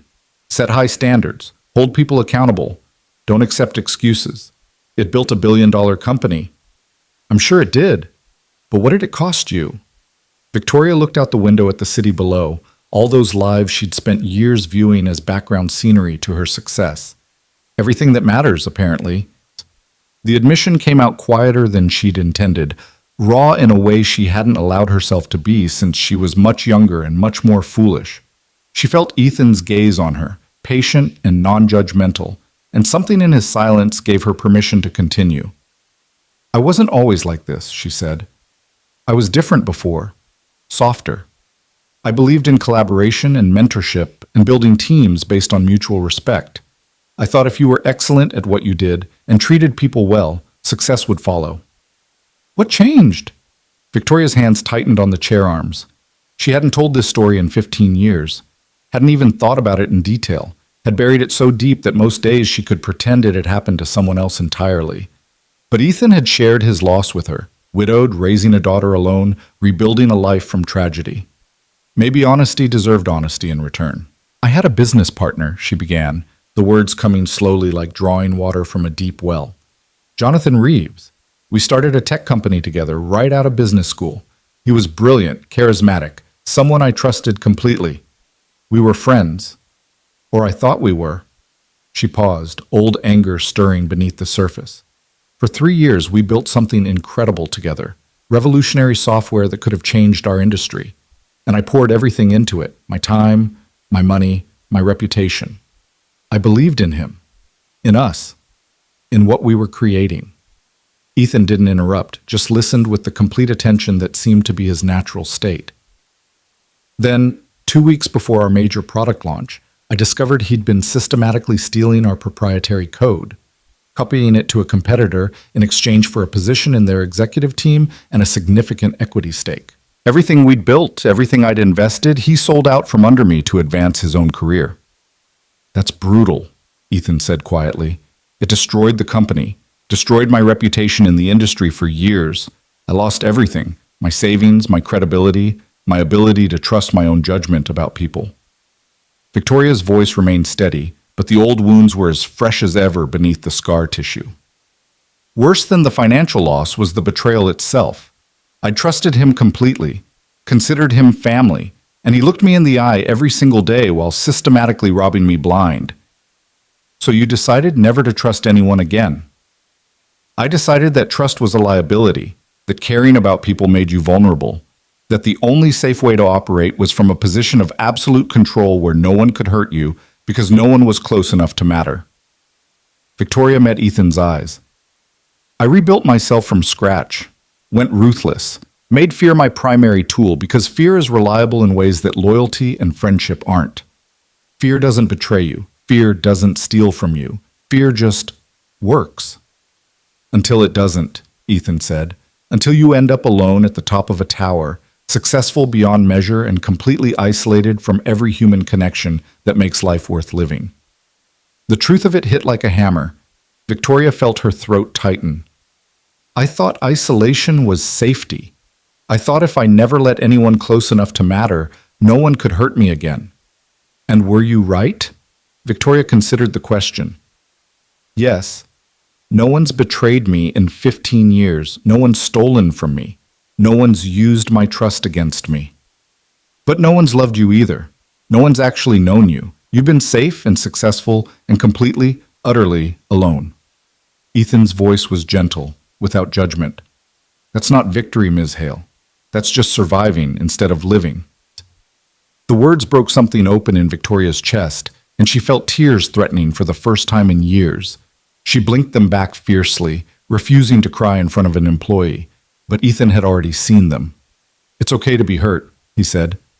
What happened to you was genuinely terrible. Being betrayed by someone you trust is one of the worst things a person can experience. You had every right to be angry and devastated and to take time to heal. But But at some point, healing has to mean more than just building walls. At some point, you have to decide that one person's betrayal doesn't mean all people are untrustworthy. That being hurt once doesn't mean you have to live in fear of being hurt forever. Victoria shook her head. You don't understand. When someone betrays you at that level, it doesn't just hurt. It changes you. Makes you question everything you thought you knew about reading people, about trusting your instincts. I couldn't afford to be wrong again. So instead you chose to be alone forever. Ethan leaned back in his chair. Can I tell you about my wife? The shift caught Victoria off guard. If you want to. Rebecca died 3 years ago, cancer. Started as something small, something treatable, then spread faster than anyone predicted. From diagnosis to death was 7 months. His voice remained steady, but Victoria could hear the grief beneath it, old and deep. She was 34. Lily was 6. We'd been together since college, and I'd never loved anyone or anything the way I loved her. I'm sorry. Thank you. It is the worst thing that ever happened to me. Watching someone you love deteriorate, knowing there's nothing you can do, feeling helpless while they suffer. He paused, looking out at the city. For months after she died, I was angry. Angry at the universe, at fate, at whatever you want to call the forces that took her from us. I felt betrayed by life itself. Here I'd done everything right, been a good husband, worked hard, built a stable life, and it didn't matter. She died anyway. Victoria felt her throat tighten with unexpected empathy. How did you survive it? Barely, at first. There were days I couldn't get out of bed, days I resented having to be strong for Lily when I wanted to fall apart, days I wished I could just stop existing because the pain was too much. Ethan's expression was raw now, honest in a way that made Victoria feel like she was witnessing something sacred. But Lily needed me. And slowly, so slowly I barely noticed it happening, I realized I had a choice. I could let Rebecca's death close me off from ever loving again, ever trusting life again, ever being vulnerable again. Or I could honor her memory by staying open to the world, by raising our daughter with the same warmth and connection she would have wanted, by choosing to believe that love was worth the risk of loss. That's different from betrayal. Is it? You both experienced something that made you feel like the world wasn't safe, like trusting in good outcomes was naive, like the only protection was distance. He met her eyes. The difference is, I decided that shutting down wasn't surviving, it was just dying more slowly. That if I closed myself off from pain, I'd also close myself off from joy, from connection, from every good thing that makes being human worthwhile. Victoria was quiet, absorbing this. But you chose a lower-paying job, stepped back from career advancement, limited your professional potential. I chose to be present for my daughter during the years she needs me most. I chose to work positions that let me leave at 5 p.m. and coach her soccer team and help with homework and tuck her in at night. I chose a life where I matter to someone, not because of what I can do, but because of who I am. He smiled slightly. Sure, I make less money, live in a small apartment instead of a penthouse. Won't be on any Forbes lists. But when I go home, there's someone who throws her arms around me and tells me about her day and falls asleep feeling safe because I'm there. Can you say the same? The question wasn't cruel, but it cut deep. Victoria thought of her empty penthouse, her non-existent personal life, the way she'd traded every human connection for professional achievement. No, I can't. Then maybe you need to ask yourself what kind of wealth actually matters.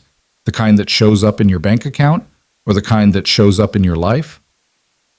They sat in silence for a long moment, the afternoon sun casting long shadows across Victoria's office. Outside, the city hummed with life. Millions of people connecting and disconnecting, loving and losing, building the small human networks that gave existence meaning beyond mere survival. I don't know how to start, Victoria finally said. How to be different than I've been for 15 years. I've forgotten how to be soft, open, the kind of person people trust instead of fear. You start small, Ethan said. You start by admitting when you're wrong, by asking people's opinions and actually listening to the answers, by remembering that the person cleaning your floors has a life as complex and meaningful as yours, even if it looks different from the outside. You make it sound simple. It is simple, just not easy. Ethan stood, checking his watch. I need to get back to work, but Ms. Hale, can I suggest something? Please. Stop calling everyone by their last names. Stop maintaining that formal distance like it's protecting you. Try calling me Ethan instead of Mr. Brooks. Try asking Marcus about his life instead of just his task list. Try treating your executives like humans who might have insights worth hearing instead of subordinates who exist to execute your vision. He moved toward the door, then paused. And maybe, when you're ready, try forgiving yourself for being betrayed. Because carrying that wound around for 15 years isn't strength, it's just exhausting. Then he was gone, and Victoria was alone with truths she'd spent years avoiding. She sat in her office as the afternoon stretched toward evening, watching the city transition from daylight to dusk. She thought about Jonathan Reeves, who she hadn't allowed herself to think about in years, about how his betrayal had felt like a death, like the murder of the person she'd been before she learned that trust was dangerous. She thought about Rebecca Brooks, who she'd never met but who suddenly felt vitally present. A woman who'd loved and been loved, who'd raised a daughter and built a marriage and lived fully right up until she couldn't anymore. Who'd left behind a widower who chose connection over safety, vulnerability over control. She thought about Ethan, who'd lost the love of his life and somehow remained capable of warmth and kindness and the generosity of spirit that Victoria had deliberately excised from herself. And she thought about who she'd become in her quest for invulnerability, successful, powerful, respected, feared, and completely, utterly alone. The realization that she'd wasted 15 years hiding from human connection hit her with physical force. She'd thought she was protecting herself. She'd actually been punishing herself, serving a life sentence for the crime of trusting someone who didn't deserve it. Victoria pulled out her phone and did something she never did. She scrolled through her contacts, hundreds of them, all professional connections, business relationships, useful people to know, and couldn't find a single person she'd call a friend. Not one person she could call just to talk. Not one human being who knew her as anything other than Victoria Hale, CEO, billionaire, industry titan. She'd built an empire and lost herself completely in the construction. Her phone buzzed with a text from Marcus. Board wants follow-up meeting tomorrow at 9 a.m. Should I confirm? Instead of just replying yes, Victoria typed, confirm the meeting. Also, Marcus, thank you for everything you did during the crisis yesterday. Your calm under pressure made a real difference. I don't say that kind of thing often enough, but I should. She sent it before she could second-guess the impulse. 3 dots appeared immediately, then disappeared, then appeared again. Finally, thank you, Ms. Hale. That means a lot. It was a tiny gesture, barely worth noting, but it was also the first genuine human moment Victoria had shared with her assistant in 6 years of working together. She thought about what Ethan had said. Start small. Victoria spent the next hour doing something she'd never done before. She wrote personal notes, actual handwritten notes on her personal stationery, to 5 people in her organization. David Chen, thanking him for staying after the meeting humiliation and for his excellent work on the server optimization project. Sarah from the 71st floor, acknowledging her leadership during the evacuation. The building's lead security guard, expressing appreciation for his 20 years of service that she'd never previously acknowledged. Margaret Chen, apologizing for her treatment of David and thanking her for the courage to confront a billionaire on her son's behalf. And Ethan Brooks simply saying, thank you for your honesty, for your help during the crisis, and for reminding me that success without humanity is just expensive loneliness. I'm going to try to do better. She sealed each note in an envelope and left them with Marcus to deliver the next morning. It felt simultaneously too small to matter and terrifyingly vulnerable. She was admitting weakness, showing gratitude, being human in a way she hadn't allowed herself to be in 15 years. As Victoria finally left her office at 8 p.m., early, by her old standards, still later than most people worked, she passed through the now empty executive floor and noticed something she'd never seen before. On a cubicle wall, someone had taped a photo of 2 kids grinning at a soccer game. She'd walked past this cubicle hundreds of times and never noticed that photo, never thought about the person who worked there having a life beyond their job. She stopped, studying the photo, realizing that every single person in this building was someone's child, someone's parent, someone's friend. They had hopes and fears and dreams and disappointments. They cried and laughed and loved and lost. They were complete human beings with inner lives as complex as her own. And she'd been treating them like machinery for 15 years. The weight of that recognition settled onto Victoria's shoulders, heavy as concrete. She couldn't undo 15 years of cruelty in an afternoon, couldn't fix the damage she'd done with a few handwritten notes. But she could start. She could choose right now to be different going forward. She could choose what Ethan had chosen after his wife's death. To stay open even when it hurt. To connect even when it was scary. To be vulnerable, even when every instinct screamed for self-protection. She could choose to be human again. Victoria rode the elevator down to the parking garage, her mind full of thoughts that would have been unimaginable a week ago. As the doors opened, she saw Ethan's beat-up Honda in the distance, and on impulse, she headed toward it instead of toward her own Mercedes. He was loading his supply cart into the trunk when she approached, and he turned with mild surprise. "Miss Hale, everything okay?" "Victoria," she said. "You're right that the distance isn't helping anything. You can call me Victoria." Ethan smiled slightly. "That might take some getting used to, for both of us." "I imagine a lot of things are going to take getting used to." She paused, uncertain how to say what she wanted to say. "I delivered those notes tomorrow, to David and the others, including you. I saw it on my cart. Haven't opened it yet. It just says thank you for your honesty, for challenging me." Victoria took a breath. "And I wanted to say something else about Rebecca. I'm genuinely sorry for your loss, but I'm grateful she existed because she clearly taught you how to love people well.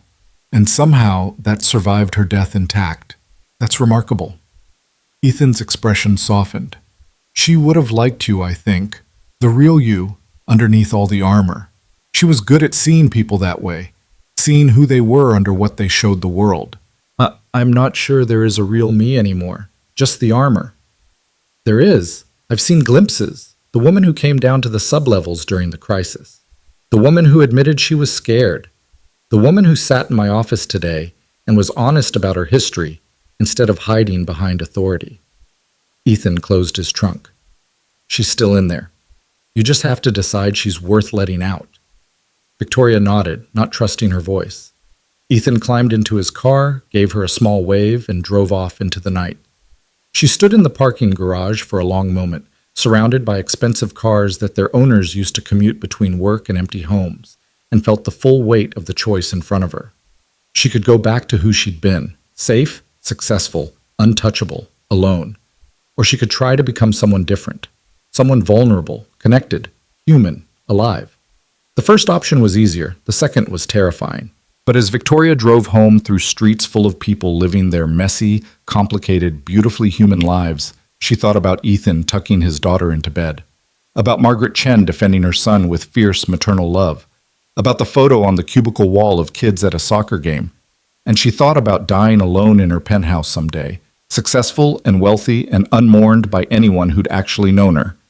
For the first time in 15 years, that future looked less like victory and more like the saddest thing she could imagine. Change was terrifying, but loneliness was worse. And maybe, just maybe, it wasn't too late to remember how to be human. The next morning, Victoria arrived at the office at 7:45 a.m. Still early, but no longer obsessively so. She'd slept better than she had in months. Though her dreams had been strange and unsettling, full of locked doors she was finally learning to open. The building felt different as she entered, or perhaps she was different, and the building simply reflected that change back at her. Marcus met her at the elevator with his usual tablet and efficient demeanor, but this time Victoria noticed the slight tension in his shoulders, the careful way he held himself in her presence. She'd done that to him, trained him to approach her like someone approaching a sleeping predator. "Morning, Marcus. Before we go through the schedule, I wanted to ask, how's your mother doing? You mentioned she was having hip surgery last month." Marcus's expression cycled through surprise, confusion, and finally cautious warmth. She's doing much better, actually. Thank you for asking, Ms. Hale. The physical therapy is helping." "I'm glad to hear it. That must have been stressful for you, trying to support her while managing everything here." "It was manageable," Marcus said carefully, then seemed to decide something. Actually, it was really difficult, but I didn't want to seem less committed to the job. Marcus, having a personal life doesn't make you less committed. It makes you human. Victoria pressed the elevator button. If you need flexibility to help with her recovery, let me know. We can work something out. She left him staring after her with an expression of profound bewilderment as she headed to her office. The handwritten notes from yesterday were gone, presumably delivered. Victoria wondered what reactions they'd generated, whether anyone believed the shift was genuine or whether they assumed it was some new manipulation technique.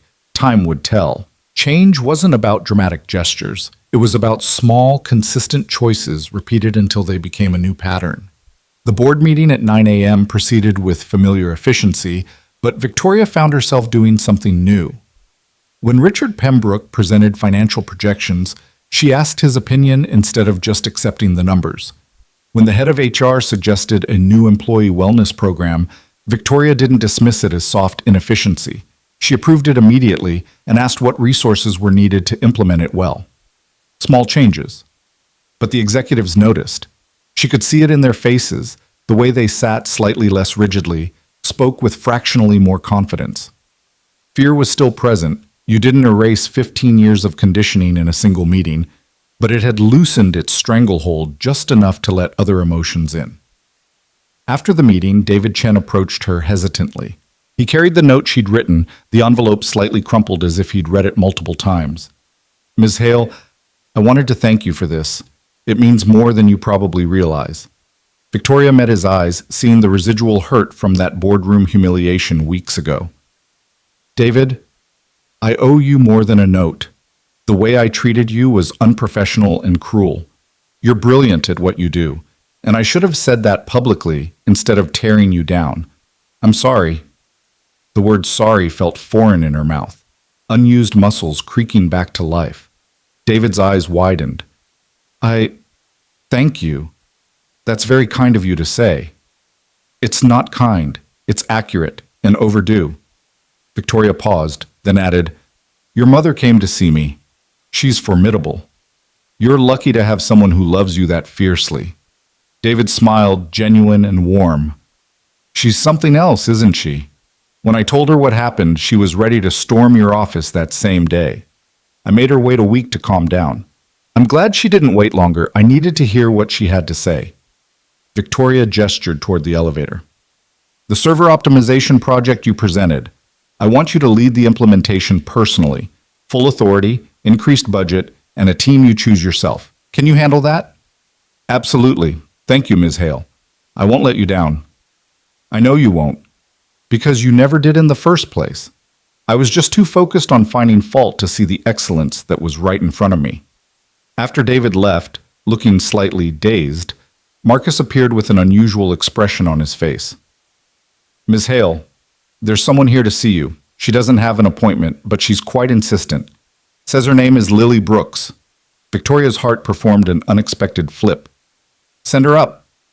3 minutes later, a small girl appeared in Victoria's doorway, wearing a purple backpack and an expression of determined courage. She couldn't have been more than 9, with her father's dark eyes and a gap-toothed smile that suggested she'd recently lost a front tooth. A woman in her 60s stood behind her, probably the after-school caregiver. "Hi," Lily said, with remarkable confidence for someone addressing a billionaire CEO. "I'm Lily. My dad is Ethan Brooks. He works here." "I know who your father is. It's nice to meet you, Lily. I'm Victoria." "I know who you are, too. You're the boss of this whole building." Lily walked into the office without invitation, studying the space with open curiosity. "Dad says you're really smart and really good at business, but that you're learning how to be better at the people parts." Victoria felt her lips twitch with amusement. "That's a very diplomatic way of putting it. Your father is a wise man." "He is. That's why I wanted to talk to you." Lily set her backpack down and pulled out a slightly rumpled piece of paper. "I made you this. Dad says you've been going through something hard, and that when people are going through hard things, they need to know someone cares about them." She handed the paper to Victoria. It was a crayon drawing of a woman standing in front of a tall building, surrounded by simple stick figures of people. At the top, in careful child handwriting, it said, "It's okay to be scared. Being brave means being scared and trying anyway. Victoria stared at the drawing, feeling something crack in her chest. A 9-year-old child had somehow captured the exact truth of her current struggle in crayons and construction paper. This is beautiful, Lily. Thank you. You're welcome. Can I ask you something? Of course. Are you mean? The question was so direct, so innocent, that Victoria couldn't help but laugh, a real laugh, surprised out of her. Yes, I have been, for a very long time. Why? Because someone hurt me once, and I decided that being mean was safer than being kind. That if I was scary enough, no one could hurt me again. Lily considered this with the seriousness of someone who'd also experienced loss. When my mom died, I was really angry for a while. I was mean to my friends and to my dad. I broke stuff and yelled a lot. I'm sorry about your mother. Thank you, she was really nice. She used to make pancakes shaped like animals. Lily's voice wavered slightly but held steady. Anyway, I was mean because I hurt. But then Dad told me that being mean didn't make me hurt less. It just made more people hurt. And that Mom wouldn't want me to make other people sad just because I was sad. Out of the mouths of babes, Victoria thought. A 9-year-old explaining emotional intelligence with more clarity than most business school professors. Your dad is right, and so are you. Victoria held up the drawing. Can I keep this? That's why I made it. Dad says everyone needs reminders sometimes that being scared is okay, even bosses of whole buildings. Lily's caregiver cleared her throat gently. Sweetie, we should let Ms. Hale get back to work. Okay, bye, Victoria. Lily grabbed her backpack and headed for the door, then paused. Oh, one more thing. Dad's birthday is next week. We're having cake at our apartment if you want to come. It won't be fancy like you're probably used to, but Dad makes really good chocolate cake. The invitation hung in the air, innocent and sincere. Victoria's first instinct was to politely decline. She didn't attend employee social events, didn't blur professional lines, didn't engage in that kind of familiarity. But that was the old Victoria. The woman who'd been alone for 15 years and was finally admitting it wasn't working. I'd like that very much. Thank you for inviting me. Lily beamed, gap-toothed and genuine, and then she was gone, leaving Victoria alone with a crayon drawing that somehow meant more than any of the awards and accolades lining her office walls. She pinned it to her bulletin board, right next to her Harvard MBA degree. The juxtaposition was absurd and perfect.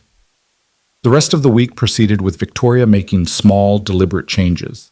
She ate lunch in the employee cafeteria instead of having meals delivered to her office, and discovered that people were less terrified of her when she wasn't looming in a formal office setting. She started learning names, not just executives, but assistants and maintenance staff and security guards. She asked questions and actually listened to answers. She caught herself 3 times before delivering withering criticism, choosing instead to offer constructive feedback that didn't destroy dignity in the process. It was exhausting. Unlearning 15 years of behavior patterns was harder than learning them had been, but it was also oddly liberating, like setting down a weight she hadn't realized she'd been carrying.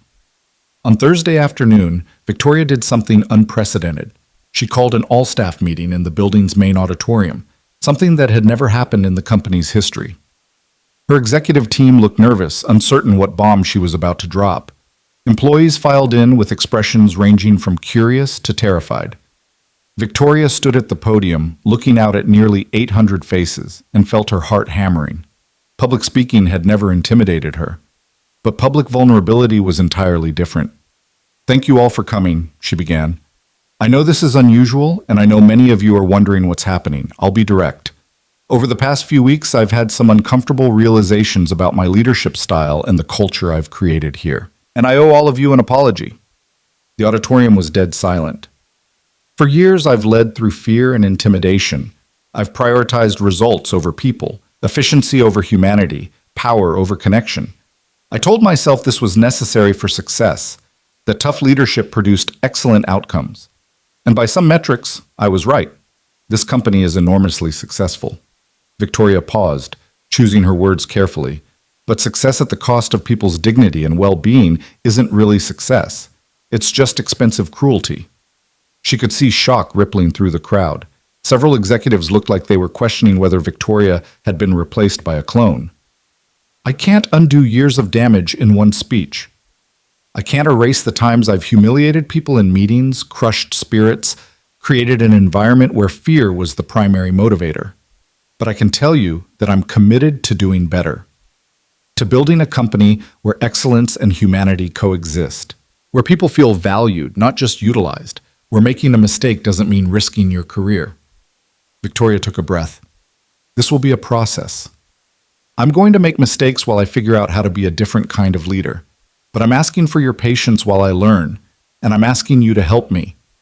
If you see me falling back into old patterns, tell me. If you have ideas for how we can improve our culture, share them. If you need support I haven't been providing, ask for it. She paused, then added the hardest part. I've been lonely at the top of this tower. I built that loneliness deliberately, thinking it was strength. But isolation isn't strength. It's just fear with a better marketing campaign. And I'm tired of being afraid. I'm tired of being alone. I want to build something different here, something where success and humanity aren't opposing forces. The silence that followed felt eternal. Then, from somewhere in the middle of the auditorium, someone started clapping. Slowly at first, then others joined in until the entire room was applauding. Not the polite corporate golf clap Victoria was used to, but genuine sustained applause that held surprise and relief and something that might have been hope. Victoria felt her eyes sting with tears she refused to let fall in public.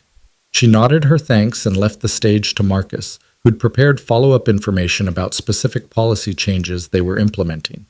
As she exited the auditorium, she found Ethan standing in the hallway. He'd clearly been listening from the doorway. "That was brave," he said simply. "That was terrifying," Victoria corrected. "I have no idea if anyone believed me." "Does it matter if they believe you right now? What matters is whether your actions over the next months prove it true." Ethan fell into step beside her as she walked toward the elevator. Change isn't about one grand gesture. It's about 1,000 small choices that add up to a different pattern. When did you become so wise? I'm not wise. I'm just a guy who learned some hard lessons and decided to apply them. He pressed the elevator button. Speaking of which, Lily told me she invited you to my birthday thing next week. She did. I hope that's okay. More than okay. Just warning you, it's going to be 9-year-olds running around hyped up on cake, a tiny apartment that definitely isn't penthouse level, and very casual everything. No business talk, no networking, just people celebrating another year of life. Sounds perfect, Victoria said, and meant it. The following week brought more small changes. Victoria implemented open office hours where any employee could sign up for 15 minutes of her time without going through layers of bureaucracy. She started a suggestion program where people could anonymously propose improvements without fear of retaliation. She promoted Sarah from the 71st floor to a newly created position of Employee Experience Director with full authority to reshape policies that weren't working. The building felt different. Not transformed overnight, change was slower than that. But there was a loosening of tension, a cautious optimism, as if everyone was collectively holding their breath and hoping this shift was real. On Friday evening, Victoria left work at 6 p.m. and drove to an address in Queens that her GPS assured her was correct, though it looked nothing like the neighborhood she usually inhabited. Ethan's apartment building was old but well-maintained, the kind of place where families raised kids and neighbors knew each other's names. She climbed 3 flights of stairs carrying a wrapped gift, a high-quality art supply set for Lily, since the crayon drawing was still pinned to her bulletin board, and knocked on door 3B. Ethan opened it, wearing jeans and a casual shirt that made him look younger and more relaxed than he ever did in his maintenance uniform. "Victoria, come in. Welcome to the chaos." The apartment was small but warm, filled with mismatched furniture and child artwork on every available surface. Lily's drawings covered the refrigerator like wallpaper. Photos of a beautiful woman, Rebecca, presumably, smiled from various frames, her presence still part of the home's fabric. A handful of Lily's friends were playing some elaborate game involving pillows and imagination. Several neighbors had brought food, creating a potluck spread on the kitchen counter. It was loud and crowded and completely unlike any social event Victoria had attended in years. It was also, she realized with surprise, exactly where she wanted to be. "Victoria!" Lily spotted her and ran over, dragging a friend by the hand. "This is my friend Mia. Mia, this is Victoria. She's learning how to be nicer." "Lily, Ethan said with mild exasperation, though he was smiling. What? You said that. You said she's going through a transformation. I said that privately, sweetheart. Lily looked unrepentant. Well, now it's public. Hi, Victoria. Victoria laughed, really laughed, the kind that came from her belly and felt like release. Hello, Lily. Hello, Mia. I brought you something. She handed over the art supplies, and Lily's eyes went wide. Whoa, these are fancy. Dad, look at these markers. Those are very nice. What do you say? Thank you, Victoria. These are awesome. Lily hugged her spontaneously, a quick squeeze that Victoria wasn't prepared for but found she didn't mind at all. The evening proceeded with the comfortable chaos of people who genuinely enjoyed each other's company. Victoria met Ethan's neighbors, a retired teacher, a nurse who worked nights, a young couple with twins. They asked what she did, and when she explained she ran the company where Ethan worked, they responded with interest but no particular deference. To them, she was just another person at a birthday party, eating potato salad and discussing the challenges of Queen's parking. It was startlingly normal, and Victoria discovered that normal felt like coming home after a long journey. As the party wound down and parents collected their sugar-high children, Victoria found herself on the small balcony with Ethan, both of them holding beers and watching the neighborhood settle into evening. Thank you for inviting me, Victoria said. This was nice, really nice. Thanks for coming. I wasn't sure you would. Neither was I, honestly. This isn't my usual scene. What is your usual scene?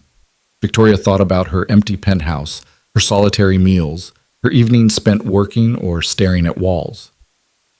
Nothing, really. I don't have a scene. I have work, and then I have hours between work sessions that I fill with more work. That sounds exhausting. It is. I just didn't realize it until recently. She took a sip of beer. Can I ask you something? That drawing of Rebecca in your living room, does it hurt to see it every day? Ethan was quiet for a moment, considering.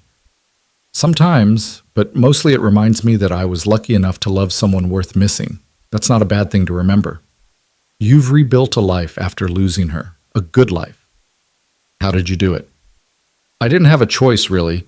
Lily needed me functional, and somewhere in the process of forcing myself to be present for her, I discovered I wanted to be present for myself too, that life could still be good, just different than I'd planned. He looked at Victoria. You're rebuilding too, a different kind of rebuilding, but the principle is the same. You're letting go of who you thought you had to be and figuring out who you actually want to be. It's harder than I expected. The worthwhile things usually are. They stood in comfortable silence as the city lights began to glow against the darkening sky.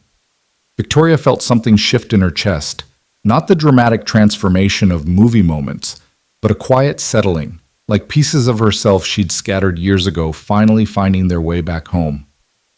Ethan, she said quietly, I need to tell you something. When you first challenged me in that boardroom, I hated you.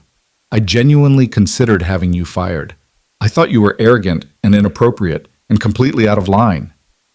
I was out of line, Ethan agreed, but I wasn't wrong. No, you weren't. And that's what bothered me most. You saw through everything I'd built, all the power and fear and control, and you called it what it actually was.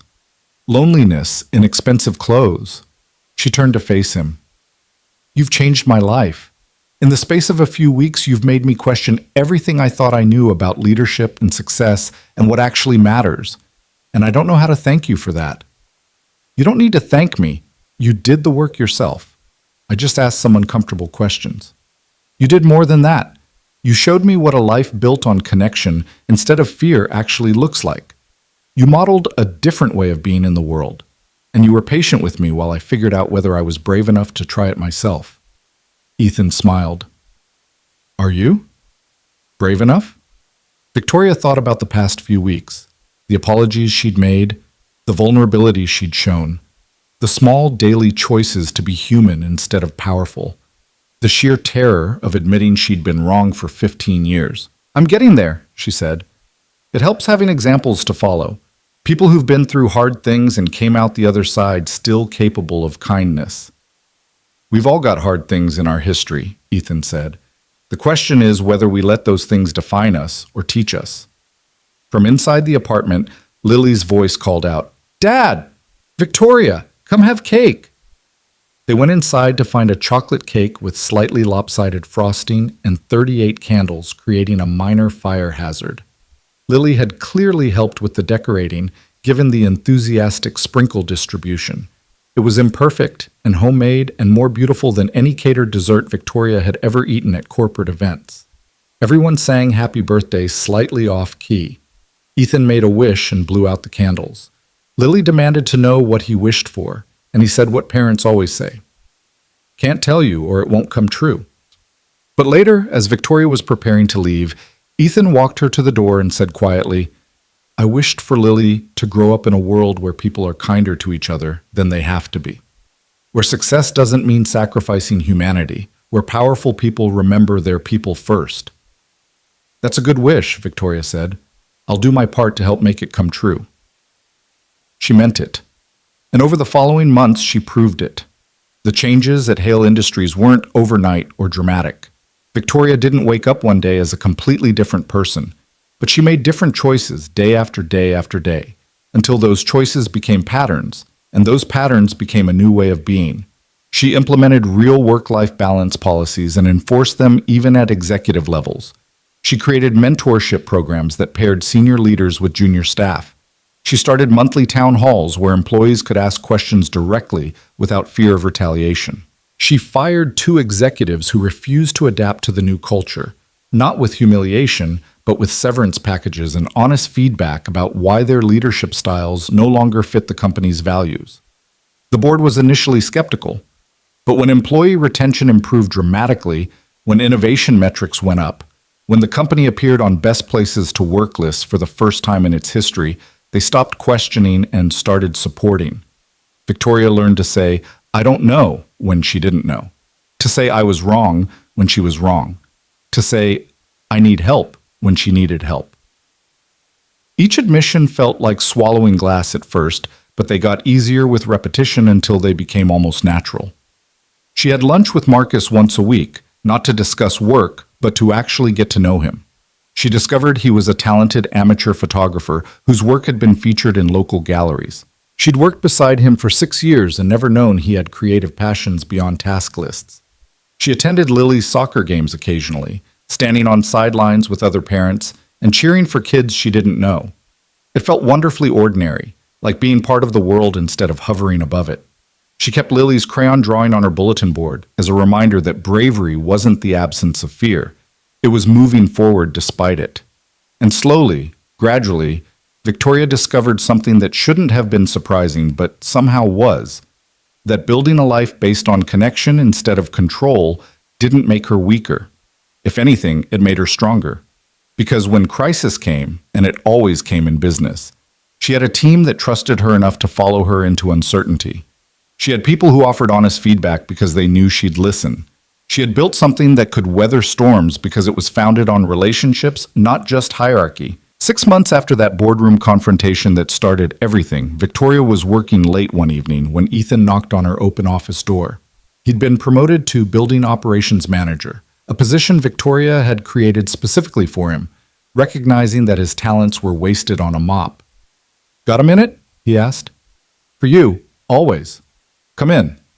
He sat in one of the chairs by her window, the same chairs where she'd had that vulnerable conversation about betrayal and loneliness months ago. "I wanted to let you know I've been offered another job, facility director for a hospital system. Significant pay increase, better benefits, career advancement." Victoria felt her stomach drop, though she kept her expression neutral. "That's wonderful, Ethan. You deserve it." "I'm not taking it." "What? Why not?" Ethan gestured around the office toward the building beyond. "Because something special is happening here. Because I believe in what we're building, not just the company, but the culture. Because watching you transform from someone who led through fear to someone who leads through trust has been one of the most inspiring things I've witnessed." He smiled. "Also, Lily's soccer team is here, and convincing a 9-year-old to change teams mid-season is harder than negotiating with billionaires." Victoria laughed, feeling relief flood through her. "I'm glad you're staying. This place is better with you in it." "It's better because you made it better. I just asked some uncomfortable questions." "You did a lot more than that, and we both know it." Victoria stood, moving to the window. The city sparkled below, full of life and possibility. Can I ask you something? That first day in the boardroom when you interrupted my meeting, were you afraid at all? Terrified, Ethan admitted. I thought you might have me fired on the spot. But I'd watched you humiliate David Chen, and I remembered what it felt like to be broken down in front of peers. Rebecca died in part because she didn't speak up when she first noticed symptoms. She was afraid of seeming dramatic, of bothering her doctor, of making a fuss. And I promised myself after she died that I wouldn't stay silent when I saw someone being hurt, and I could do something about it, even if speaking up was scary, even if it cost me something. It could have cost you everything. Maybe, but silence has cost too, and I decided I wanted to be someone Lily could be proud of, someone who stood up for what was right, even when it was uncomfortable. Victoria turned to face him. You know what I've learned these past 6 months? That the bravest thing I ever did wasn't building $1 billion company or negotiating impossible deals or dominating my industry. It was admitting I was wrong, that I'd wasted 15 years hiding behind fear and calling it strength, that I needed to change. And look at you now, still successful, still respected, but actually connected to the humans around you. Still powerful, but wielding that power differently. I have further to go. I still catch myself falling into old patterns. I still have moments where I want to crush someone for making a mistake instead of helping them learn from it. The instinct toward cruelty isn't gone. I just get better at recognizing it and choosing something else. That's all any of us can do. Recognize our worst instincts and choose better ones. They stood together in comfortable silence, two people who'd somehow become friends despite every social and professional barrier that should have kept them distant. Victoria thought about where she'd been 6 months ago, isolated, lonely, convinced that power was enough to fill the emptiness. And she thought about where she was now, still powerful, still successful, but no longer alone. Thank you, she said quietly, for not staying silent, for challenging me, for showing me what I was missing by staying locked in my tower. Thank you for being brave enough to listen. Most people in your position would have just had me fired and never thought about it again. I almost did. You have no idea how close you came. Ethan smiled. Maybe I do, but you chose differently, and that choice changed everything. He left her office, heading home to his daughter and his modest apartment and his rich, full life. Victoria stayed a while longer, looking out at the city she'd spent 15 years conquering without ever actually being part of it. Tomorrow, she'd have a breakfast meeting with a potential mentee, a young entrepreneur who reminded her of herself before the betrayal, still idealistic and hopeful and willing to trust. Victoria was going to help her succeed without losing those qualities in the process. Next week, she'd be speaking at a conference about leadership and vulnerability, sharing her story publicly for the first time. It terrified her. She was doing it anyway. Next month, she'd be volunteering with Lily's school, helping with their career day, showing kids that success was possible without sacrificing kindness. Small things, ordinary things, things that wouldn't appear in quarterly reports or on Forbes lists, things that mattered in ways that balance sheets couldn't measure. Victoria pulled out her phone and opened her contacts. No longer hundreds of professional connections with no real friends. Now there were people she texted just to say hello. People who called to check on her when she'd had a tough day. People who'd invited her into their lives not because of what she could do for them, but because they genuinely enjoyed her company. She scrolled to a name and sent a message. Thanks for the birthday party last week. Lily is wonderful, and the cake was perfect. Same time next year? Ethan's reply came quickly. Absolutely. We'll make it a tradition. Traditions. The word felt warm, solid, real in a way that quarterly earnings and market share never had. Victoria was building traditions now, connections that would last beyond professional relationships, a life that would matter to someone beyond what she'd accomplished in business. She was building something that looked a lot like happiness. The city lights glowed beyond her window, and Victoria realized something that would have shocked the woman she'd been 6 months ago. She was exactly where she needed to be. Not in the penthouse, not at the top of the corporate ladder, not isolated in her tower of achievement. Here, connected to people who saw her as more than a title or a bank account, vulnerable enough to be hurt, brave enough to risk it anyway, powerful enough to change lives, humble enough to admit when she needed help. She was learning that real strength wasn't about being feared. Real strength was about being human, messy and imperfect and occasionally wrong, but trying anyway. Choosing connection over control, choosing vulnerability over invincibility, choosing to lead people towards something better instead of terrifying them into compliance. It was the hardest thing Victoria had ever done, and the most rewarding. She turned off her office light and headed for the elevator, leaving the building at 8 p.m. instead of midnight. Tomorrow would bring new challenges, new opportunities to choose humanity over fear. But tonight, she was going home to her penthouse that felt slightly less empty, to watch a movie that Lily had recommended, to call an old college friend she'd reconnected with after years of silence. Small things, human things, things that made life worth living beyond mere survival. As Victoria drove through the Manhattan evening, she thought about the janitor who'd walked into her boardroom and changed everything with his refusal to be afraid. About a 9-year-old girl who'd taught her that being brave meant being scared and trying anyway. About a woman named Rebecca, who she'd never met but whose legacy of love had survived her death through the family she'd created. And she thought about herself. Not the billionaire CEO, not the industry titan, not the woman everyone feared. Just Victoria Hale, a human being who'd gotten lost for 15 years and was finally finding her way back to herself. The journey wasn't over. Probably would never be over. Growth was continuous, not destination-based. But Victoria was traveling in the right direction now, surrounded by people who cared about her well-being instead of just her decisions. She'd spent 15 years building an empire of fear. She'd spent 6 months learning to build something better. A life based on connection, vulnerability, and the radical choice to be human in a world that often rewarded inhumanity. And as she pulled into her building's parking garage, preparing to spend an evening doing nothing productive or powerful or professionally impressive, Victoria felt something she hadn't experienced in longer than she could remember. She felt content, not happy in the uncomplicated way of people who'd never been hurt, but content in the deeper way of people who'd been through darkness and chosen to find light anyway. People who'd lost themselves and done the hard work of coming back.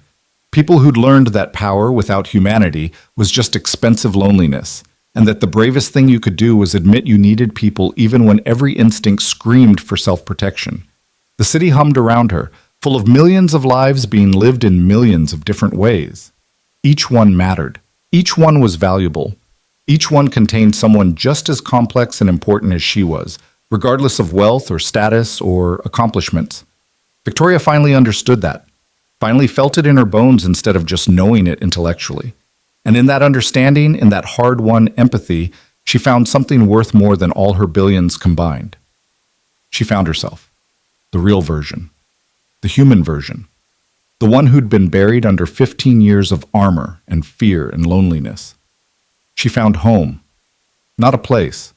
A way of being in the world. Connected. Vulnerable. Brave enough to be scared and try anyway. And as she rode the elevator up to her penthouse, Victoria smiled, genuine and warm and completely unlike the sharp-edged expressions that had once passed for happiness. She was going to be okay, more than okay. She was going to be human. And that, she'd learned, was the greatest success of all.